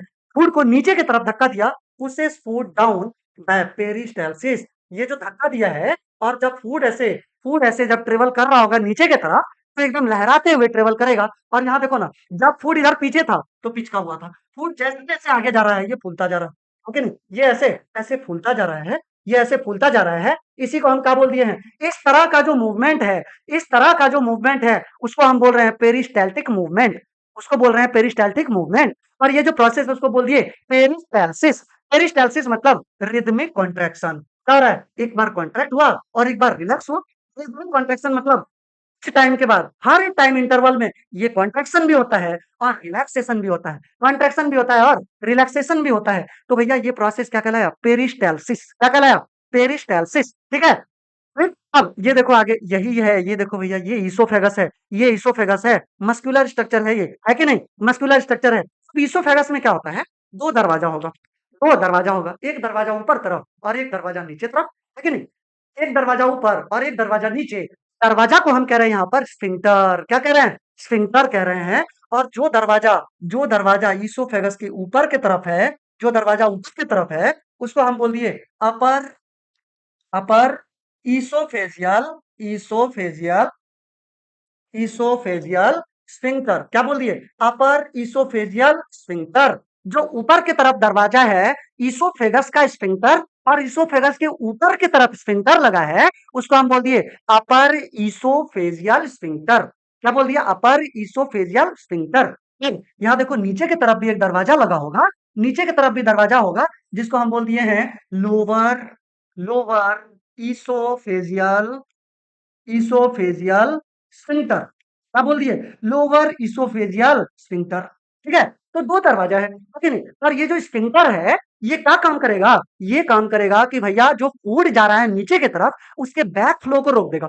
उसके बैक फ्लो को रोक देगा। मतलब जो चला गया सो चला गया, वो वापस नहीं आ सकता है। ओके नहीं? वजह कौन? स्फिंक्टर। वजह कौन? स्फिंक्टर। और जो ऊपर की तरफ स्फिंक्टर है, अपर ईसोफेजियल स्फिंक्टर, और जो नीचे की तरफ स्फिंक्टर है, लोअर ईसोफेजियल स्फिंक्टर। ठीक है? ऊपर की तरफ जो स्फिंक्टर है, अपर इसोफेजियल स्फिंक्टर, और नीचे की तरफ जो स्फिंक्टर है, लोअर इसोफेजियल स्फिंक्टर। चलिए आगे देखिए, ये लो।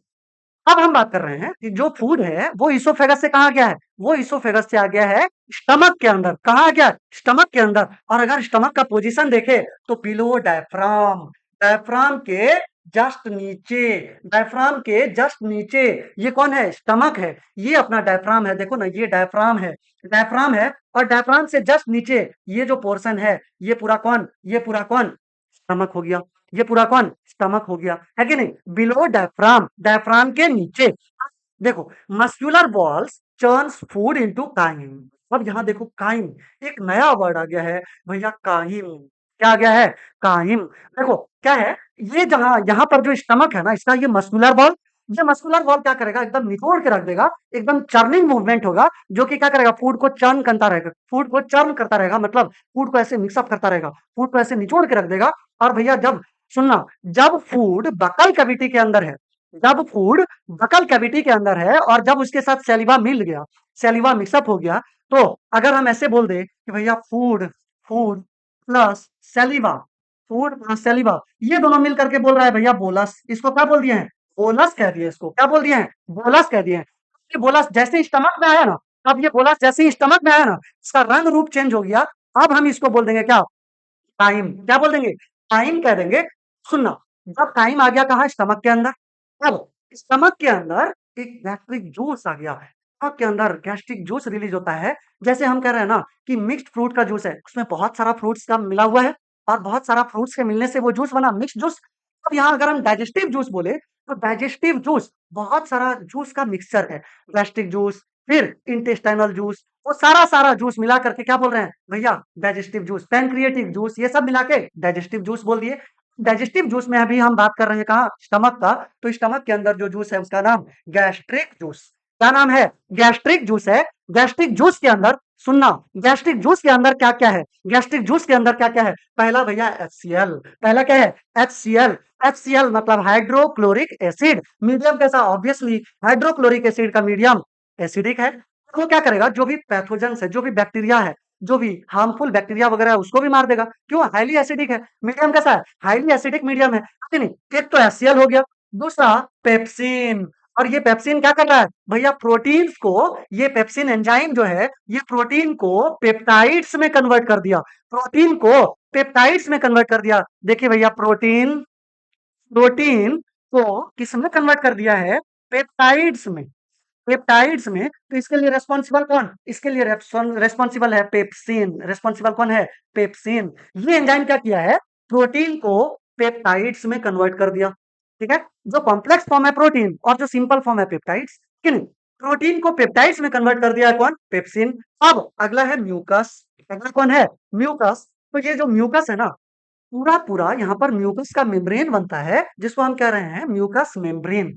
कह रहे हैं म्यूकस मेम्ब्रेन। अब जो ये म्यूकस है, वो स्टमक को प्रोटेक्ट करता है। स्टमक का जो लाइनिंग है, उसको प्रोटेक्ट करेगा from the corrosive action of HCl, corrosive action of HCl and proteolytic enzyme, मतलब प्रोटीन को तोड़ने वाला एंजाइम Cl और प्रोटियोलाइटिक एंजाइम पेप्सिन है, उसके कोरोसिव नेचर मतलब करेगा। अगर बाय चांस ज्यादा रिलीज हो रहा है, HCl वगैरह अगर ज्यादा रिलीज हो रहा है, तो वहां क्या होगा? कोरोजन हमको देखने मिलेगा, छाला पड़ जाएगा। पेट के अंदर छाला पड़ेगा, उसके बॉल के अंदर छाला पड़ेगा, जिसको हम कह रहे हैं क्या? जिसको हम कह रहे हैं अल्सर, स्टमक अल्सर। ठीक है, तो ये दोनों के HCl और पेप्सिन, ये दोनों के कोरोसिव एक्शन से बचाता है कौन? म्यूकस। कोरोसिव एक्शन से बचाता है कौन? म्यूकस बचा रहा है।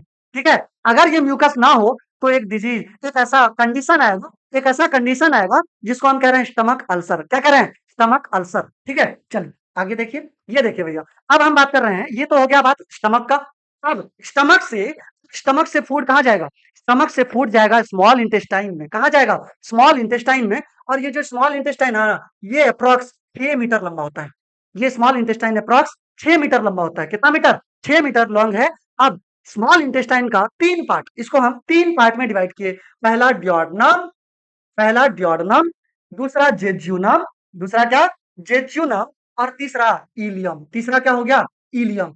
DJI, क्या? DJI, DJI, DJI। डी मतलब ड्योडनम, जे मतलब जेजुनम और आई मतलब इलियम। ठीक है, ड्योडनम, जेजुनम और इलियम। ठीक है, अब जो ये ड्योडनम है, ये 25 सेंटीमीटर लंबा होता है। कितना लंबा होता है?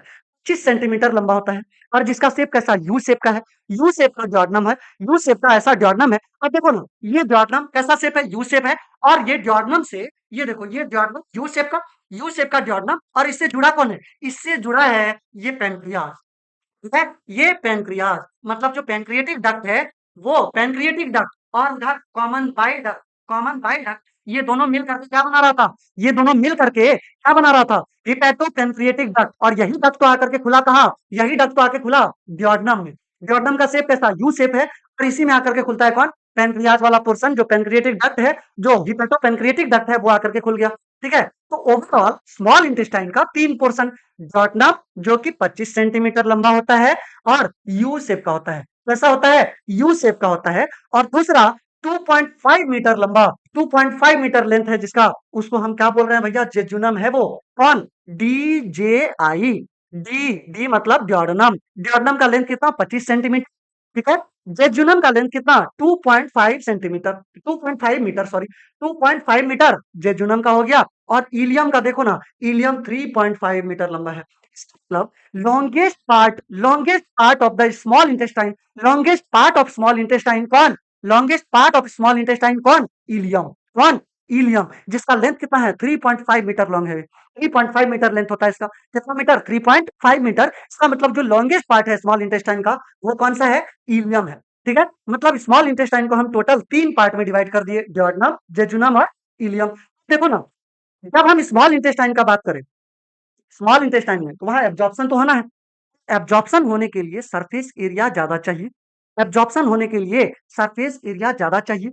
तो यहाँ पर सरफेस एरिया को बढ़ाने वाला है कौन? विलाई। कौन है? विलाई है। और विलाई देखो ना, फिंगर लाइक प्रोजेक्शन है, फिंगर लाइक प्रोजेक्शन है। और ये फिंगर लाइक प्रोजेक्शन, ये सारा फिंगर लाइक प्रोजेक्शन, ये क्या कहलाएगा? विलाई कहलाएगा। क्या कहलाएगा? विलाई कहलाएगा। और ये विलाई क्या करता है? सरफेस एरिया को इंक्रीज कर देता है, सरफेस एरिया को बढ़ा देता है, ताकि एब्जॉर्प्शन अच्छे से हो पाए।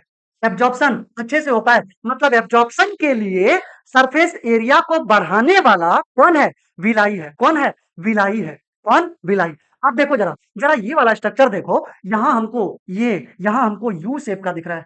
ये जो यू शेप का है, ये जो यू शेप का है, ये कौन है? यू शेप का जो है, ये कौन? डियोडनम। कौन है? डियोडनम है। यू शेप का जो है वो डियोडनम है। और डियोडनम के जस्ट बाद फिर शुरू कौन हो जाएगा? जेजुनम। डियोडनम के जस्ट बाद शुरू कौन हो जाएगा? जेजुनम। और सबसे लास्ट वाला जो पोर्शन होगा, सबसे लास्ट वाला जो पोर्शन होगा, वो कौन है भैया? वो कौन है? इलियम है। कौन है? इलियम है, जो कि लॉन्गेस्ट पार्ट होता है। सबसे बड़ा वाला पोर्शन, सबसे लंबा वाला पोर्शन किसका? स्मॉल इंटेस्टाइन का। कौन?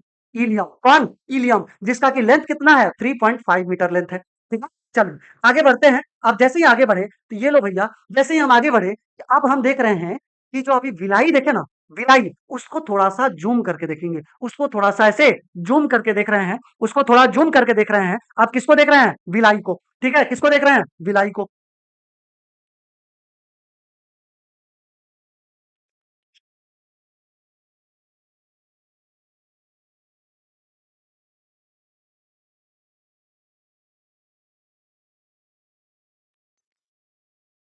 हाँ, अब जो ये बिलाई है, ये बिलाई को अब हम थोड़ा सा एलाबोरेट कर रहे हैं। देखिए भैया, यहाँ हम बात कर रहे हैं एब्जॉर्प्शन एनाटॉमी। किसका? Absorption anatomy. अब हम एब्जॉर्प्शन को समझेंगे अच्छे से कि कैसे एब्जॉर्प्शन कर रहा है आखिर। ये जो स्मॉल इंटेस्टाइन के अंदर एब्जॉर्प्शन वाला प्रोसेस हो रहा है, वो कैसे हो रहा है? कैसे हो रहा है, उसी को देखेंगे। देखिए भैया, सबसे पहले देखो क्या लिखा है? Glucose and amino acid. Glucose और amino acid, glucose and amino acid are absorbed directly into the blood capillary. ये जो ग्लूकोज और एमिनो एसिड है, ये डायरेक्टली ये डायरेक्टली एब्जॉर्ब हो रहा है किसके अंदर? ब्लड कैपिलरीज के अंदर। ब्लड कैपिलरीज के अंदर ये डायरेक्टली एब्जॉर्ब हो गया। कौन? ग्लूकोज और एमिनो एसिड। ग्लूकोज और एमिनो एसिड जो विलाई के अंदर, ये जो कैपिलरी नेटवर्क है, ये जो ब्लड कैपिलरी है, इसी के अंदर वो सीधा सीधा एब्जॉर्ब हो गया। कौन? कौन? ग्लूकोज और एमिनो एसिड। ठीक है, अब बोल रहा है हाउएवर डाइजेस्टेड फैट्स। देखो, जो फैट का डाइजेशन हो चुका है, जो डाइजेस्टेड फैट है, कौन? Fatty acids and glycerol.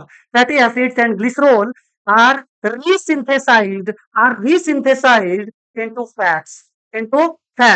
देखो क्या होगा, जो इंटेस्टाइनल सेल है, उसके अंदर जो डाइजेस्टेड फैट्स है, वो क्या होता है? वो रीसिंथेसाइज हो जाता है। रीसिंथेसाइज हो जाएगा, फिर से किसमें? फैट्स के फॉर्म में आ जाएगा।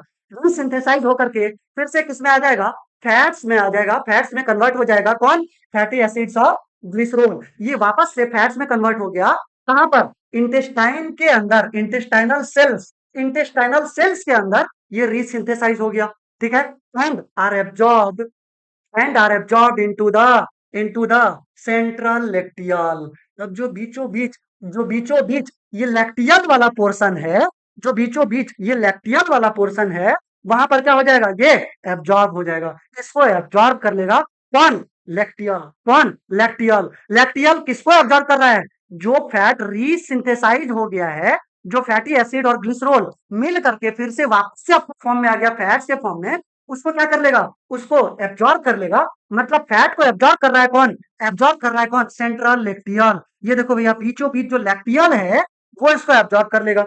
ये जो व्हाइट कलर का दिख रहा है, ये कौन? लैक्टियल, जो कि एब्जॉर्ब इसको, फैट्स को। ठीक है, फैटी एसिड्स और ग्लिसरॉल मिल करके वापस से रीसिंथेसाइज हुआ फैट्स के फॉर्म में, और उसको एब्जॉर्ब कर लेगा। उसको एब्जॉर्ब कर लेगा कौन? Lacteal, central lacteal. और ये जो ब्लड कैपिलरी है, वो किसको एब्जॉर्ब करेगा? वो एब्जॉर्ब करेगा ग्लूकोज और एमिनो एसिड्स को। ग्लूकोज और एमिनो एसिड्स को वो एब्जॉर्ब कर लिया। ठीक है, देखो यहाँ जो एब्जॉर्प्शन हुआ है सेंट्रल लैक्टियल, ये लिम्फेटिक सिस्टम का पार्ट हो गया। ये किसका पार्ट हो गया भैया? ये लिम्फेटिक सिस्टम का पार्ट हो गया। किसका पार्ट हो गया है? लिम्फेटिक सिस्टम का पार्ट हो गया। ये क्या कर लेगा? डायरेक्टली एब्जॉर्ब कर लेगा। किसको? फैट्स को एब्जॉर्ब कर लेगा। Before entering before entering blood circulation. अब ब्लड सर्कुलेशन में एंटर होने से पहले इन लोगों का एब्जॉर्प्शन हो जाता है, इन लोगों का एब्जॉर्प्शन हो जाएगा और जैसे ही एब्जॉर्ब हुआ अब उसको ब्लड ब्लड अपने साथ ले करके चला जाएगा और जिस जिस सेल्स को रिक्वायर्ड है वहां तक ये पहुंचा देगा, है कि नहीं? जिसको जिसको रिक्वायर्ड है हर एक सेल तक पहुंचा देगा। ठीक, यहाँ पर याद रखने वाला ये है कि भैया ये जो ब्लड कैपिलरी है वो किसका एब्जॉर्प्शन करेगा? ग्लूकोज और एमिनो एसिड का। और जो लैक्टियल्स है वो किसको एब्जॉर्ब करेगा? फैट्स को एब्जॉर्ब करेगा। किसको एब्जॉर्ब करेगा? फैट्स को एब्जॉर्ब करेगा। जरा और थोड़ा सा जूम आउट कर दिए तो भैया ये देखिए हमको दिख रहा है एपिथेलियल सेल। कौन सा सेल? एपिथेलियल सेल हमको दिख रहा है कि नहीं? अब एपिथेलियल सेल दिखा, जो पूरा पूरा एक लेयर बना हुआ है, सीलिएटेड एपिथेलियम है कि नहीं? सीलिएटेड एपिथेलियम है, उसका एक पूरा लेयर दिख रहा है। अगर हम बोले सीलिएटेड नहीं, अगर हम ये बोल दे कि भैया ये पूरा विलाई है और विलाई के ऊपर ये जो छोटा छोटा और दिख रहा है हमको, छोटा छोटा हेयर लाइक प्रोसेस, इसी को बोल रहे हैं माइक्रोविलाई। क्या बोल दिए? माइक्रोविलाई। क्या बोल दिए हैं? माइक्रोविलाई। ठीक है, फिर अगर हम देखें ये पूरा सेल हो गया, कौन सा सेल? Epithelial cell. और इसके जस्ट अंदर की तरफ दो दो चीज हमको दिख रहा है, एक तो ब्लड कैपिलरीज जो कि एब्जॉर्ब करेगा किसको किसको किसको किसको, ग्लूकोज और एमिनो एसिड्स को, ग्लूकोज और एमिनो एसिड्स को। और इसके बाद एक और दिखेगा सेंटर में, कौन? लैक्टियल। सेंटर में दिख रहा है कौन? लैक्टियल, जो कि एब्जॉर्ब कर लेगा किसको? फैट्स को। किसको एब्जॉर्ब कर लेगा? फैट्स को एब्जॉर्ब कर लेगा। कौन? लैक्टियल। कौन? Central lacteal. चलिए आगे देखिए, ये देखिए भैया, अब हम यहाँ पर बात कर रहे हैं किसका? लीवर का। किसका बात कर रहे हैं? लीवर का बात कर रहे हैं कि भैया लीवर, अभी जस्ट हम कुछ देर पहले ही बोले हैं कि भैया लीवर जो है ना ये लार्जेस्ट ग्लैंड है अपने बॉडी का।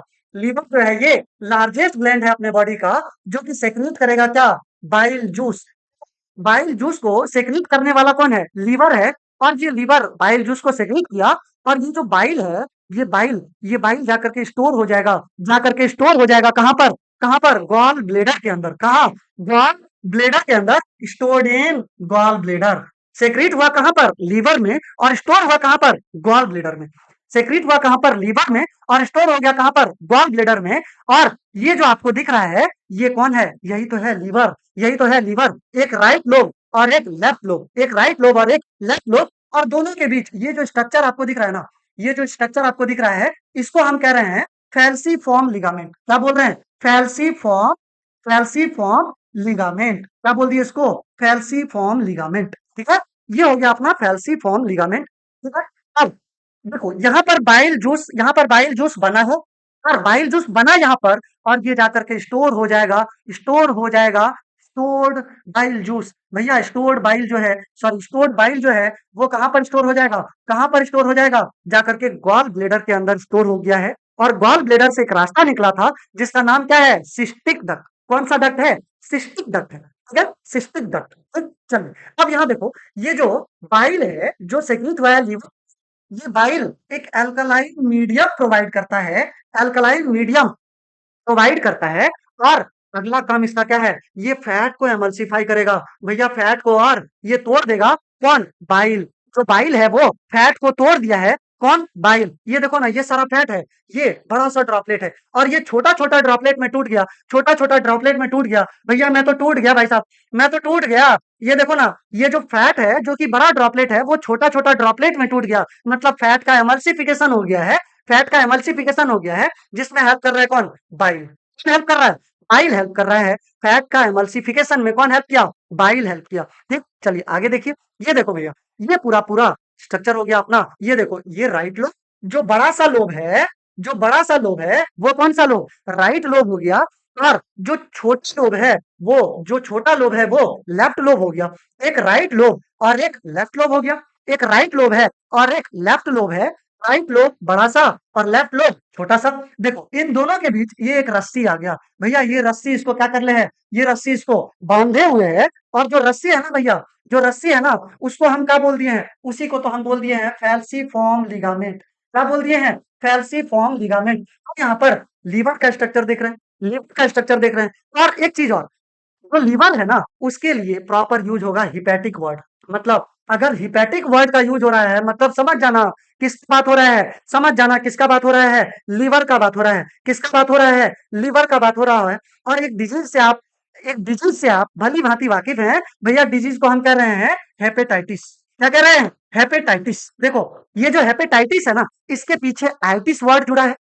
किसी के भी पीछे अगर आइटिस वर्ड जुड़ा है, इसका मतलब उसमें क्या हो गया है? सूजन हो गया है। उसमें क्या हो गया है? सूजन हो गया है। और अगर लीवर में सूजन आ जाए, अगर लीवर में सूजन आ जाए, तो वो कंडीशन कहला रहा है हेपेटाइटिस। क्या कहला रहा है? हेपेटाइटिस। ठीक है? ये तो हो गया लीवर का बात। अब अगर हम बात करें जस्ट लीवर से नीचे, ये हमको ग्रीन कलर का एक स्ट्रक्चर दिख रहा है। ग्रीन कलर का एक स्ट्रक्चर दिख रहा है, जिसको हम कह रहे हैं क्या? Gall bladder. क्या कह रहे हैं? गॉल ब्लेडर, जो कि बाइल को स्टोर कर लेगा। बाइल को स्टोर कर लेगा। और गॉल ब्लेडर वाला डक्ट और लीवर वाला डक्ट, सारा डक्ट आकर के मिलेगा और एक कॉमन सा डक्ट बनेगा। उसको हम बोल दिए क्या? Common bile duct. क्या बोल दिया उसको? कॉमन बाइल डक्ट कह दिया उसको। क्या कह दिए हैं? कॉमन बाइल डक्ट कह दिए। ठीक है? ये बात हो गया कॉमन बाइल डक्ट का। अब ये अपना लीवर वाला पोर्शन का काम हो गया। ये अपना लीवर वाला पोर्शन का बात हो गया।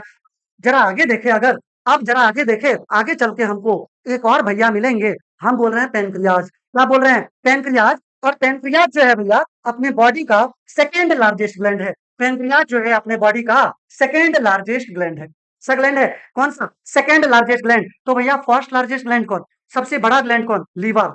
उससे जस्ट छोटा वाला ग्लैंड कौन? पेनक्रियाज। उससे जस्ट छोटा वाला ग्लैंड कौन? पेनक्रियाज। ठीक है? पेनक्रियाज सेकेंड लार्जेस्ट ग्लैंड हो गया। और पेनक्रियाज के अंदर जो जूस निकल रहा है, उसको हम कह दिए पेनक्रिएटिक जूस। नाम से ही देखो, पेनक्रियाज के अंदर जो जूस है, उसको हम कह दिए हैं पेनक्रिएटिक जूस। क्या कह दिए?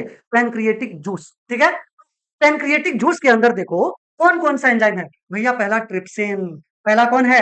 ट्रिप्सिन। ठीक है? दूसरा कौन है? Pancreatic amylase. Pancreatic amylase. दूसरा पेनक्रिएटिक एमाइलेज। और तीसरा पेनक्रिएटिक लाइपेज। तीसरा कौन? Pancreatic lipase. ठीक है? पहला ट्रिप्सिन, दूसरा पेनक्रिएटिक एमाइलेज, और तीसरा पेनक्रिएटिक लाइपेज। ठीक है? अगर हम ट्रिप्सिन का काम देखें, तो ट्रिप्सिन क्या कर रहा है? जो पेप्टोन्स है, जो पेप्टोन्स है, उसको एमिनो एसिड में कन्वर्ट कर देगा। उसको एमिनो एसिड में कन्वर्ट कर देगा। पेप्टोन्स को एमिनो एसिड में कन्वर्ट करने वाला कौन? ट्रिप्सिन। कौन? ट्रिप्सिन। पेप्टोन्स को एमिनो एसिड में कन्वर्ट करने वाला कौन? ट्रिप्सिन। ठीक है?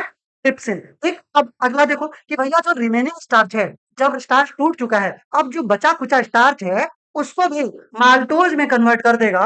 रिमेनिंग स्टार्च को माल्टोज में कन्वर्ट कर देगा कौन? Pancreatic amylase. कौन? Pancreatic amylase. ठीक है? Pancreatic amylase. अच्छा, यही स्टार्च को तोड़ने वाला बकल कैविटी के अंदर जो एंजाइम था, उसको हम क्या बोल दिए थे? Salivary amylase. क्या बोल दिए थे? Salivary amylase. ठीक है? और यहाँ पर जो रिमेनिंग स्टार्च है, उसको भी माल्टोज में तोड़ने वाला कौन है? Pancreatic amylase. कौन है? Pancreatic amylase. अगला है भैया पेनक्रिएटिक लाइपेज। कौन है? Pancreatic lipase. और ये जो पेनक्रिएटिक लाइपेज है ना, ये क्या करेगा? फैट को फैटी एसिड और ग्लिसरोल में, फैटी एसिड और ग्लिसरोल में कन्वर्ट कर देगा। फैटी एसिड और ग्लिसरोल में कन्वर्ट कर देगा कौन? Pancreatic lipase. कौन? Pancreatic lipase. ठीक है? ये पेनक्रिएटिक लाइपेज फैट्स को किसमें कन्वर्ट कर दिया है? फैटी एसिड और ग्लिसरोल में। किसमें? फैटी एसिड और ग्लिसरोल में। जरा यहां देखो, ये है अपना कौन? ये है अपना कौन? पेनक्रियाज। कौन है? पेनक्रियाज। और ये देखो ना, पेनक्रियाज का जो डक्ट है, पेनक्रियाटिक डक्ट, यही तो आकर के खुला। ये यू शेप जो है, ये जो आपको यू शेप का दिख रहा है, ये कौन है? डियोडनम। और यही तो पेनक्रियाटिक डक्ट आकर के, ये जो हिपेटोपेनक्रियाटिक डक्ट, कौन सी? हिपेटोपेनक्रियाटिक डक्ट, ये फाइनली आकर के खुला था कहां पर? डियोडनम में। कहां खुला था? डियोडनम में। ठीक है? मतलब डियोडनम के अंदर ये अपना जूस सेक्रेट कर देगा। है कि नहीं? डियोडनम के अंदर ये अपना जूस सेक्रेट कर देगा। और जो भी फूड है, उसके ऊपर सारा एंजाइम काम करेगा। अब फूड के अंदर जो पेप्टोन्स है, जो फूड है वो पेप्टोन्स को तोड़ने वाला अलग कोई है। कौन है? ट्रिप्सिन। कौन है? ट्रिप्सिन। और जो बचा कुचा स्टार्च है, उसको तोड़ने वाला कोई अलग है। कौन है? Pancreatic amylase. कौन है? Pancreatic amylase. और वही फूड के अंदर जो फैट वगैरह है ना, जो फैट वगैरह है, उसी को तोड़ने वाला, उसको तोड़ देगा फैटी एसिड और ग्लिसरॉल में कौन? Pancreatic lipase. Pancreatic lipase. ठीक है? फैट को तोड़ने वाला पेनक्रिएटिक लाइपेज। ठीक है? चलो, अब अगर हम एक बात बोले कि भैया बोलस किसको कहे थे? बोलस जब फूड बकल कैविटी में था तब बोलस कहलाया। जब फूड स्टमक में आ गया, तब उसको बोले काइम्स। क्या बोले? काइम्स। और जब फूड स्मॉल इंटेस्टाइन में आ गया, तो उसको हम बोले हैं काइल्स। क्या बोल दिए हैं? काइल्स। क्या बोल दिए भैया? काइल्स कह दिए हैं भैया। उसको क्या बोल दिए? काइल्स कह दिए उसको। ठीक है? जरा देखिए यहाँ पर, यहाँ देखिए जरा, ये एंजाइम है कौन? ट्रिप्सिन। ये जो एंजाइम है कौन? ट्रिप्सिन। और ये ट्रिप्सिन क्या कर रहा है? पेप्टोन्स को एमिनो एसिड में कन्वर्ट कर दिया। पेप्टोन्स को एमिनो एसिड में कन्वर्ट कर दिया है कौन? कौन? ट्रिप्सिन। अब जरा यहाँ देखिए, ये जो एंजाइम है नाम है भैया एमाइलेज, और ये जो एंजाइम है नाम है क्या भैया? एमाइलेज। जो कि स्टार्च को देखिए, स्टार्च को किसमें कन्वर्ट कर दिया है? स्टार्च को कन्वर्ट कर दिया है माल्टोज में। इसमें माल्टोज में कन्वर्ट कर दिया है, स्टार्च को माल्टोज में कन्वर्ट कर दिया है कौन? Pancreatic amylase. ठीक है, पेनक्रिएटिक एमाइलेज। अब अगला है भैया लाइपेज। अगला कौन है? लाइपेज। और ये जो लाइपेज है, ये लाइपेज क्या किया है? ये फैट्स को किसमें कन्वर्ट कर दिया है? फैटी एसिड और ग्लिसरोल में। फैटी एसिड और ग्लिसरोल में कन्वर्ट कर दिया कौन? Pancreatic lipase. ठीक है, ये हम बात किए किसका? पेनक्रियाज का। ये हम किसका बात किए हैं? पेनक्रियाज का बात किए हैं। और जरा आगे देखिए, आगे आ गया है भैया। अब ये सारा कुछ बात हो गया स्मॉल इंटेस्टाइन। स्मॉल इंटेस्टाइन में किसका किसका गट आकर के खुला, वो सारा कुछ देखे। एक तरफ लीवर, एक तरफ पेनक्रियाज। जैसे ही फूड आगे जाएगा, आगे चलते चलते चलते चलते कहाँ पहुंच जाएगा भैया? वो पहुंच जाएगा लार्ज इंटेस्टाइन में। कहाँ पहुंच जाएगा भैया? लार्ज इंटेस्टाइन में पहुंच गया। और लार्ज इंटेस्टाइन में पहुंचने के बाद, लार्ज इंटेस्टाइन में पहुंचने के बाद अगला क्या होगा? अगला हो जाएगा इजेशन। क्या हो जाएगा? इजेशन। ठीक है ना? लार्ज इंटेस्टाइन का जो पार्ट्स है कौन कौन सा? कोलोन, रेक्टम और एनस। कोलोन, रेक्टम और एनस। ठीक है, तो देखिए जरा, कोलोन का अगर हम बात करें, ये जो पाउच पाउच की तरह दिख रहा है ना, ये जो फूला फूला हुआ, ये जो पाउच के जैसा दिख रहा है ना भैया, यही तो है कोलोन। तो अगर हम बात करें, जैसे ही फूड इधर से आया, स्मॉल इंटेस्टाइन से आया, और ये वाला जो पोर्शन है ना, जहां स्मॉल इंटेस्टाइन आकर के खुला, वो पोर्शन कहला रहा है सीकम। क्या कहलाया? सीकम। क्या कहलाया? सीकम। ठीक है, और सीकम से ही देखो ना, एक यहाँ पर वॉर्म के तरह, वॉर्म लाइक स्ट्रक्चर, वॉर्म के तरह, चाली के तरह दिखने वाला एक स्ट्रक्चर दिख रहा है यहाँ। वॉर्म के जैसा एक दिखने वाला एक स्ट्रक्चर है, जिसको हम कह दिए क्या? जिसको हम कह दिए हैं, ये वॉर्म के तरह दिख रहा है। ध्यान से सुनना, वॉर्म के तरह दिख रहा है, इसीलिए हम इसको बोले वर्मी, वर्मी फॉर्म। वर्म के जैसा दिखने वाला वर्मी फॉर्म अपेंडिक्स। क्या बोल दिए हैं? Vermi form appendix. ये होता है वेस्टिजियल होता है भैया, ये वेस्टिजियल होता है। ये क्या होता है? वेस्टिजियल ऑर्गन है। ठीक है, अब सुनना, ये तो हो गया वर्मी फॉर्म अपेंडिक्स। इससे जस्ट ऊपर सीकम, और इससे जस्ट ऊपर देखो अब क्या होगा? फूड जैसे ही एंटर किया, अब ये फूड ऊपर की तरफ भागना शुरू कर देगा। ये फूड ऊपर की तरफ, ऐसा ऊपर की तरफ भागना शुरू किया। जब ऊपर की तरफ जा रहा है, जब ऊपर की तरफ जा रहा है, तो हम बोल दिए हैं एसेंडिंग कोलोन। मतलब बढ़ते क्रम में अगर है, ऊपर की तरफ बढ़ते क्रम में, तो भैया एसेंडिंग कोलोन। क्या बोल दिए हैं? एसेंडिंग कोलोन बोल दिए इसको। ये जो पोर्शन है, ये क्या कहलाएगा? एसेंडिंग, एसेंडिंग कोलोन कहलाया। क्या कहलाया? एसेंडिंग कोलोन कहलाया। अब जैसे ही एसेंडिंग कोलोन से ऊपर गया, अब यहाँ पर झुलवा झुलेगा भैया, ऐसे झुलवा झुलेगा। मतलब अब ये वाला रास्ता कवर करेगा। जो झुलवा झुला ना, इसको हम बोल दिए भैया ट्रांसवर्स कोलोन। कौन सा कोलोन? Transverse, transverse colon. क्या बोल दिए हैं इसको? ट्रांसवर्स कोलोन कह दिए इसको। अब जब फूड ऐसे झुलवा झुल दिया, तो उसको हम बोल दिया ट्रांसवर्स कोलोन। क्या होगा? यहाँ आते आते अब फूड धप से एकदम नीचे की तरफ गिरेगा, धप से नीचे की तरफ आएगा। और जब फूड नीचे की तरफ आया, तो वो जो कोलोन का पूरा पूरा ये है, कोलोन का अगर पूरा पूरा यहाँ से यहाँ तक देखे, इसको हम बोल रहे हैं डिसेंडिंग कोलोन। क्या बोल दिए हैं? डिसेंडिंग कोलोन कह दिए इसको। क्या बोल दिए हैं? डिसेंडिंग कोलोन कह दिए हैं। फूड नीचे की तरफ आया, डिसेंडिंग कोलोन। तो यहाँ से एक एस शेप का, एक एस शेप का, एस शेप का हमको दिखेगा, जिसको हम बोल रहे हैं भैया सिग्मोइड कोलोन। क्या बोल रहे हैं? Sigmoid colon. ठीक है, ये हो गया भैया सिग्मोइड कोलोन हो गया। और एस शेप का दिखा सिग्मोइड कोलोन, और सिग्मोइड कोलोन से फिर फूड आकर के, अब जो वेस्ट बचा, वो वेस्ट आकर के कहाँ स्टोर हो जाएगा? वो वेस्ट आकर के स्टोर हो जाएगा रेक्टम में। कहाँ स्टोर हो जाएगा? रेक्टम में। और रेक्टम से फिर एनस से होते हुए वो, एनस से होते हुए वो बाहर की तरफ आ जाएगा, जिसको हम कह रहे हैं क्या? इजेशन। जिसको हम क्या कह रहे हैं? इजेशन कह रहे हैं, है कि नहीं? देखो, यहाँ पर अगर हम बात करें लार्ज इंटेस्टाइन में, तो लार्ज इंटेस्टाइन में एब्जॉर्ब्स एक्सेस वाटर। जो एक्सेस वाटर है, उसका एब्जॉर्प्शन हो गया, उसको एब्जॉर्ब कर लिया। एक्सेस वाटर को एब्जॉर्ब कर लिया और सेक्रेट म्यूकस। और यही म्यूकस क्या करेगा भैया? फूड जो वेस्ट है, जो वेस्ट बचा, उसको लूज कर देगा। अब उसको स्लिपरी बना देगा, ताकि हल्का आराम से हो जाए हम लोग, है कि नहीं? हल्का आराम से, आराम आराम से हल्का हो जाए। ठीक है, तो यहाँ पर भैया म्यूकस का सेक्रेशन हो गया। और फाइनली वेस्ट जो है वो expelled as a semi solid pieces. Semi solid pieces के फॉर्म में वो वेस्ट क्या हो गया है, एक्सपेल्ड आउट हो गया। वो वेस्ट बाहर की तरफ निकल गया, किधर से, एनस से होते हुए। एनस से होते हुए वो वेस्ट बाहर की तरफ निकल चुका है, बाहर की तरफ निकल चुका है, किससे होते हुए, एनस से होते हुए। चलिए आगे देखिए, ये देखिए भैया, यहाँ पर अब यहाँ पर आ गया एकदम धाकड़-धाकड़, एकदम धाकड़-धाकड़ क्वेश्चन आएगा। इसको अटेम्प्ट करने के लिए दिल थाम के बैठो और एकदम आराम-आराम से, शांत माइंड से एकदम इसको अटेम्प्ट करना है, ठीक है? देखिए भैया, एकदम धाकड़-धाकड़ क्वेश्चन है। डाइजेस्टिव सिस्टम का एकदम धाकड़ धाकड़ क्वेश्चन है। देखो, सबसे पहला क्वेश्चन, यहाँ पर हम टाइमर फिट कर देते हैं, टाइमर फिट कर देते हैं। आपको कितना सेकंड का? 30 सेकंड का हम टाइम दे रहे हैं। 30 सेकंड का आपको टाइम मिलेगा। कितने सेकंड का? 30 सेकंड का। चलो, पहले तो हम क्वेश्चन पढ़ते हैं कि भैया एक पेशेंट है, उसका सर्जरी होना है। पेशेंट का सर्जरी हुआ। अब वहां क्या हुआ, सर्जरी में एक मेजर पोर्शन है उसके पैनक्रियाज का, उसके पैनक्रियाज का एक मेजर पोर्शन रिमूव कर दिया गया। जो कोई उसको एक बीमारी हुआ था, उसमें क्या हुआ, पैनक्रियाज का मेजर पोर्शन उसमें रिमूव कर दिया गया। बोल रहा है कि इनमें से कौन सा एक स्पेसिफिक डाइजेस्टिव प्रोसेस है जो कि सबसे कम अफेक्टेड होगा, least affected compared to the others. बाकी के कंपैरिजन में सबसे कम अफेक्ट कौन होगा?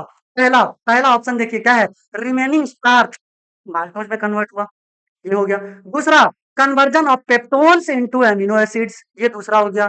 तीसरा, emulsification of dietary fats into micelles, dietary fats into micelles. या फिर चौथा option, digestion of dietary fats into fatty acid. चलिए फटाफट, इसके लिए हम आपको 30 सेकंड का टाइम देंगे। इसके लिए हम आपको कितना सेकंड का? 30 सेकंड का टाइम दे दिए। ये लो भैया, चलो शुरू हो जाओ, जल्दी जल्दी जल्दी जल्दी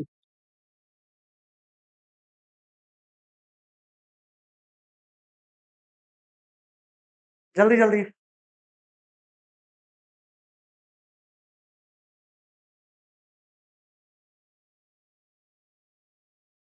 जल्दी जल्दी अटेम्प्ट करो, फटाफट फटाफट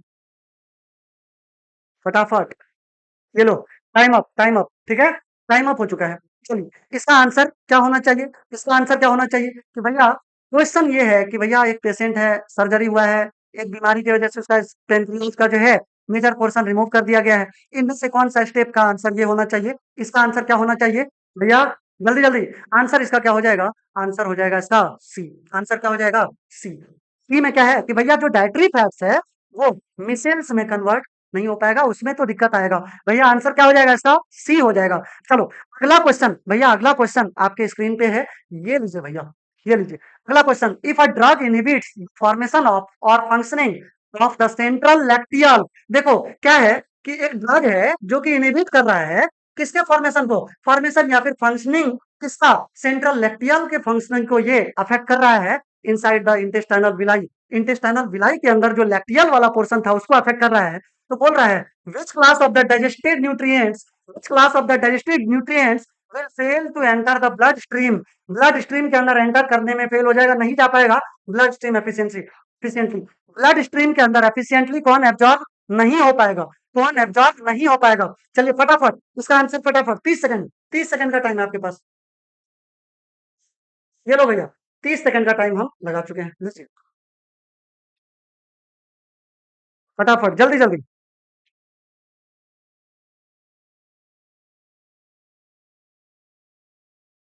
30 सेकंड का टाइम है, जल्दी जल्दी फटाफट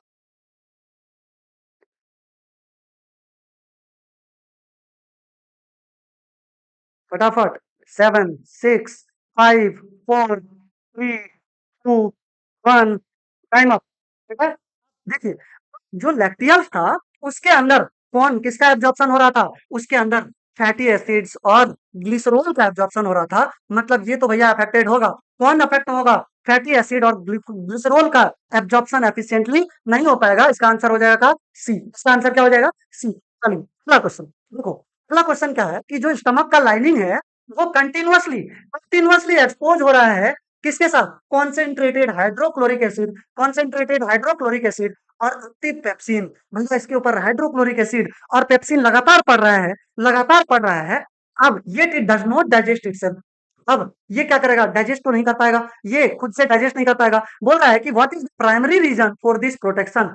अब यहाँ जो प्रोटेक्शन है उसका प्राइमरी रीजन कौन है? अभी भी वो खुद को डाइजेस्ट नहीं किया है, उसका प्राइमरी रीजन क्या है? ठीक है, और दूसरा क्वेश्चन बोल रहा है, एंड व्हाट वुड हैपन, क्या होगा अगर गॉबलेट सेल म्यूकस को सेक्रेट जो कि म्यूकस को सेक्रेट करता है, गॉबलेट सेल जो कि म्यूकस को सेक्रेट करता है, अगर वो सडनली काम करना बंद कर दे, अगर वो सडनली काम करना बंद कर दे तो क्या होगा?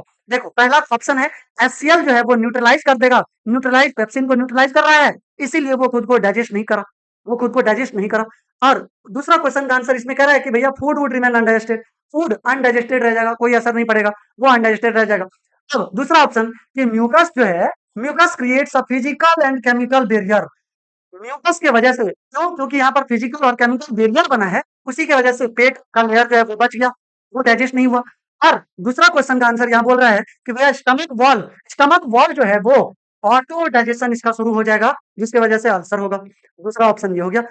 इसमें जब जरा तीसरा ऑप्शन देखिए, तीसरा ऑप्शन बोल रहा है कि पेप्सिन सिर्फ काम करता है स्मॉल इंटेस्टाइन में, पेप्सिन सिर्फ काम कर रहा है स्मॉल इंटेस्टाइन में, इसीलिए स्टमक का वॉल के ऊपर कोई भी इफेक्ट नहीं पड़ा, इसीलिए वो खुद को डाइजेस्ट नहीं किया। अब उसी में दूसरा क्वेश्चन का ऑप्शन कह रहा है कि भैया प्रोटीन जो है स्टमक वॉल के अंदर, प्रोटीन जो है स्टमक वॉल के अंदर are immune to pepsin, pepsin के लिए इम्यूनिटी प्रोवाइड कर रहा है, इसीलिए वहां पर कोई इफेक्ट नहीं पड़ा। ठीक है, यही अफेक्ट करेगा, क्या अफेक्ट पड़ेगा? स्टमक वॉल के अंदर इम्यून पेप्सिन, मतलब इम्यून प्रोवाइड कर रहा है किसको? पेप्सिन को। ठीक है, और चौथा ऑप्शन इसमें बोल रहा है कि भैया जो मस्कुलर वॉल है ना, वो चर्न करेगा फूड को, बहुत तेजी से फूड को चर्न करेगा, for enzymes to touch the lining, lining को टच करने के लिए एंजाइम्स के ऊपर मस्कुलर वॉल तेजी से एक बहुत फास्टली ये करेगा, चर्न करेगा फूड को, और इसीलिए दूसरा क्वेश्चन का आंसर इसमें है कि कोई इफेक्ट नहीं पड़ेगा, नो इफेक्ट। चलिए अब फटाफट इसका आंसर दीजिए, आप लोग फटाफट इसका आंसर दीजिए। 30 सेकंड का टाइम हम दे रहे हैं, 30 सेकंड का टाइम आपको दे रहे हैं। ठीक है, लीजिए, हम आपको इसमें टोटल 30 सेकंड का टाइम दिए, लीजिए भैया, चलो फटाफट करो, 30 सेकंड का टाइम मिल रहा है, फटाफट फटाफट,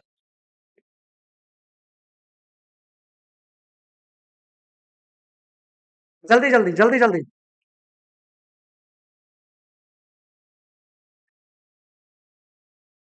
जल्दी से। तो क्या होना चाहिए? 4, 3, 2, 1, 0, टाइम अप। ठीक है, इसका आंसर क्या होना चाहिए कि भैया म्यूकस, आंसर हो जाएगा इसका बी, जो म्यूकस है वही तो बचा रहा था, म्यूकस मेम्ब्रेन ही तो स्टमक को बचा रहा था, ऑटो डाइजेशन, इसीलिए म्यूकस मेम्ब्रेन की वजह से उसका डाइजेशन नहीं हुआ, वो खुद को डाइजेस्ट नहीं किया।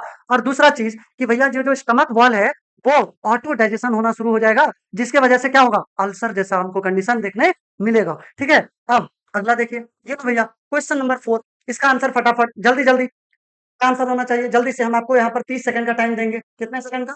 30 सेकंड का टाइम देंगे। तो चलिए देखो, क्वेश्चन समझाते हैं कि भैया स्मॉल इंटेस्टाइन है वो अप्रोक्सीमेटली 6 मीटर लंबा होता है, और ये the total internal surface area for reabsorption is magnified exponentially by folds, folding के वजह से, फोल्डिंग के वजह से सरफेस एरिया, एब्जॉर्प्शन के लिए सरफेस एरिया बढ़ गया है, जिसका वजह है विलाई, विलाई और माइक्रो विलाई। ठीक है, है if a pathological condition, if a pathological condition flattens out, कैसा पैथोलॉजिकल कंडीशन है जो कि विलाई को ऐसे फ्लैटन कर दिया, फ्लैट कर दिया है, विलाई को फ्लैट कर दिया है, फ्लैटन्स आउट द विलाई, जैसे कि सीलियक डिजीज में होता है, सीलियक डिजीज में क्या होता है कि भैया ये जो विलाई है वो फ्लैटन्स आउट हो जाता है, फ्लैटन हो जाता है। बोल रहा है कि why does it immediately lead to severe malnutrition, आखिर इसके वजह से सीवियर माल न्यूट्रिशन क्यों हुआ? Even if person eats enough food, भले ही पर्सन भले ही एनफ फूड ले रहा है, फिर भी यहाँ पर फिर भी यहाँ पर सीवियर माल न्यूट्रिशन क्यों हुआ? पहला ऑप्शन कि स्टमक जो है वो एससीएल को प्रोड्यूस करना बंद कर दिया, जिसके वजह से प्रोटीन का डाइजेशन रुक जाएगा। दूसरा ऑप्शन कि भैया रिड्यूस सरफेस एरिया जो है वो ड्रास्टिकली किसको डिक्रीज कर देगा? न्यूट्रिएंट्स के एब्जॉर्प्शन जो हो रहा है, न्यूट्रिएंट्स का जो एब्जॉर्प्शन हो रहा है उसके एफिशिएंसी को, उसको डिक्रीज कर देगा। जो ब्लड के अंदर और लिप के अंदर न्यूट्रिएंट्स का एब्जॉर्प्शन हो रहा है उसके रेट को डिक्रीज कर देगा। ठीक है, और तीसरा ऑप्शन कि जो पेरिस्टालसिस हो रहा है इसोफेगस में वो रिवर्स हो जाएगा, जिसकी वजह से वोमिटिंग हो जाएगा। ठीक है, जिसकी वजह से वोमिटिंग हो जाएगा। चौथा ऑप्शन लिवर स्टॉप हो जाएगा, बाइल जूस को प्रोड्यूस करना लिवर स्टॉप कर देगा, बंद कर देगा, क्योंकि डुओडेनम बाईपास हो रहा है, डुओडेनम के थ्रू बाईपास हो रहा है। चलिए फटाफट इसका आंसर बताइए, इसका आंसर फटाफट बताइए, 30 सेकंड का टाइम, 30 सेकंड का टाइम, फटाफट जल्दी जल्दी जल्दी जल्दी, 30 सेकंड का टाइम है, जल्दी से, जल्दी जल्दी जल्दी जल्दी। 10, 9, 8, 7, 6, 5, 4, 3, 2, 1, टाइम अप। ठीक है? अब इसका आंसर क्या हो जाना चाहिए? इसका आंसर होना चाहिए भैया बी। भैया क्या होना चाहिए इसका आंसर? इसका आंसर हो जाना चाहिए बी। चलिए अगला क्वेश्चन देखें। अगला क्वेश्चन ये लो भैया, सबसे लास्ट, सबसे लास्ट। इसको तो फटाफट, इसको तो सबसे होना चाहिए, इसका आंसर तो सबसे आना चाहिए। भैया इसके लिए भी हम आपको टाइम देंगे, कितना सेकंड? 30 सेकंड का टाइम देंगे। इसके लिए भी हम आपको टाइम देंगे, कितना सेकंड? 30 सेकंड का। चलिए क्वेश्चन देखिए क्या है। A bolus of food is swallowed। एक फूड का जो बोलस है उसको हम swallow किए हैं, उसको swallow किए एंड ट्रेवल्स डाउन, नीचे की तरफ ट्रेवल करना शुरू किया, एलिमेंट्री कैनाल से होते हुए नीचे की तरफ ट्रेवल करना शुरू किया। बोल रहा है which of the following reason performs no chemical and enzymatic digestion. इनमें से कौन सा रीजन ऐसा है जहां पर कि कोई भी केमिकल या फिर एंजाइमेटिक डाइजेशन नहीं होगा, केमिकल या फिर एंजाइमेटिक डाइजेशन नहीं होगा, but relies purely on mechanical transport और टेम्पररी स्टोरेज। भैया जबकि उसको एकदम प्योरली हेल्प में आ रहा है, वो हमको प्योरली हेल्प कर रहा है मैकेनिकल ट्रांसपोर्ट में, फूड को ट्रांसपोर्ट करवाने में और टेम्पररीली स्टोर करने में हमको पूरा पूरा हेल्प कर रहा है। तो बताइए इसमें से कौन सा आंसर होना चाहिए? पहला ऑप्शन है बकल कैविटी एंड स्टमक, पहला ऑप्शन है बकल कैविटी और स्टमक। ठीक है? दूसरा ऑप्शन है oesophagus and large intestine, oesophagus and large intestine. तीसरा ऑप्शन है डियोडनम एंड जेजुनम और चौथा ऑप्शन है फेरिंग्स एंड इलियम। चलिए फटाफट टाइम स्टार्ट होता है अब। चलिए फटाफट जल्दी जल्दी, जल्दी जल्दी, 30 सेकंड का टाइम है। ठीक, जल्दी जल्दी जल्दी जल्दी, फटाफट।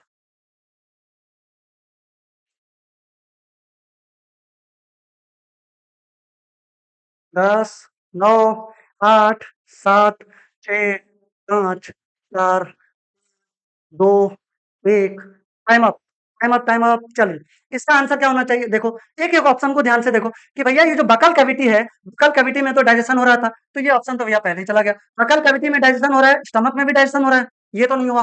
दूसरा देखो, ईसोफेगस, ईसोफेगस में डाइजेशन होगा क्या? नहीं होगा। ईसोफेगस में डाइजेशन होगा क्या? नहीं होगा। और लार्ज इंटेस्टाइन के अंदर भी डाइजेशन तो नहीं होता है, लार्ज इंटेस्टाइन के अंदर भी डाइजेशन तो नहीं होता है कि नहीं? और अगला ऑप्शन क्या है? डियोडनम, डियोडनम यहाँ पर तो डाइजेशन होगा, जबकि जेजुनम में डाइजेशन नहीं होगा। जेजुनम में डाइजेशन तो होगा, लेकिन जेजुनम में डाइजेशन नहीं होता है, वहां एब्जॉर्प्शन होता है कि नहीं? चलिए अगला देखिए भैया, फेरिंग्स, फेरिंग्स के अंदर कोई भी डाइजेशन नहीं होता है, लेकिन इलियम के अंदर डाइजेशन होता है। तो इसके हिसाब से आंसर क्या हो जाएगा भैया? आंसर हो जाएगा बी। आंसर क्या हो जाएगा? आंसर हो जाएगा बी। ठीक है? अब इसी के साथ अपना ये लेक्चर खत्म होता है। और अगर आपको इसमें कुछ अच्छा सीखने मिला, कुछ नया सीखने मिला है, तो हमारे चैनल को सब्सक्राइब कर लीजिए। ठीक है? और लाइक करना मत भूलिएगा। लाइक करो, शेयर कर लीजिए आप लोग, और फाइनली सब्सक्राइब कर लीजिए और बेल आइकन को जरूर से क्लिक कर लीजिएगा। बेल आइकन को प्रेस कर लीजिए ताकि जो नोटिफिकेशन है ना, वो सबसे पहले आप तक पहुंचे। ठीक है? चलो, ठीक है, यहीं से हम अपना लेक्चर खत्म करते हैं।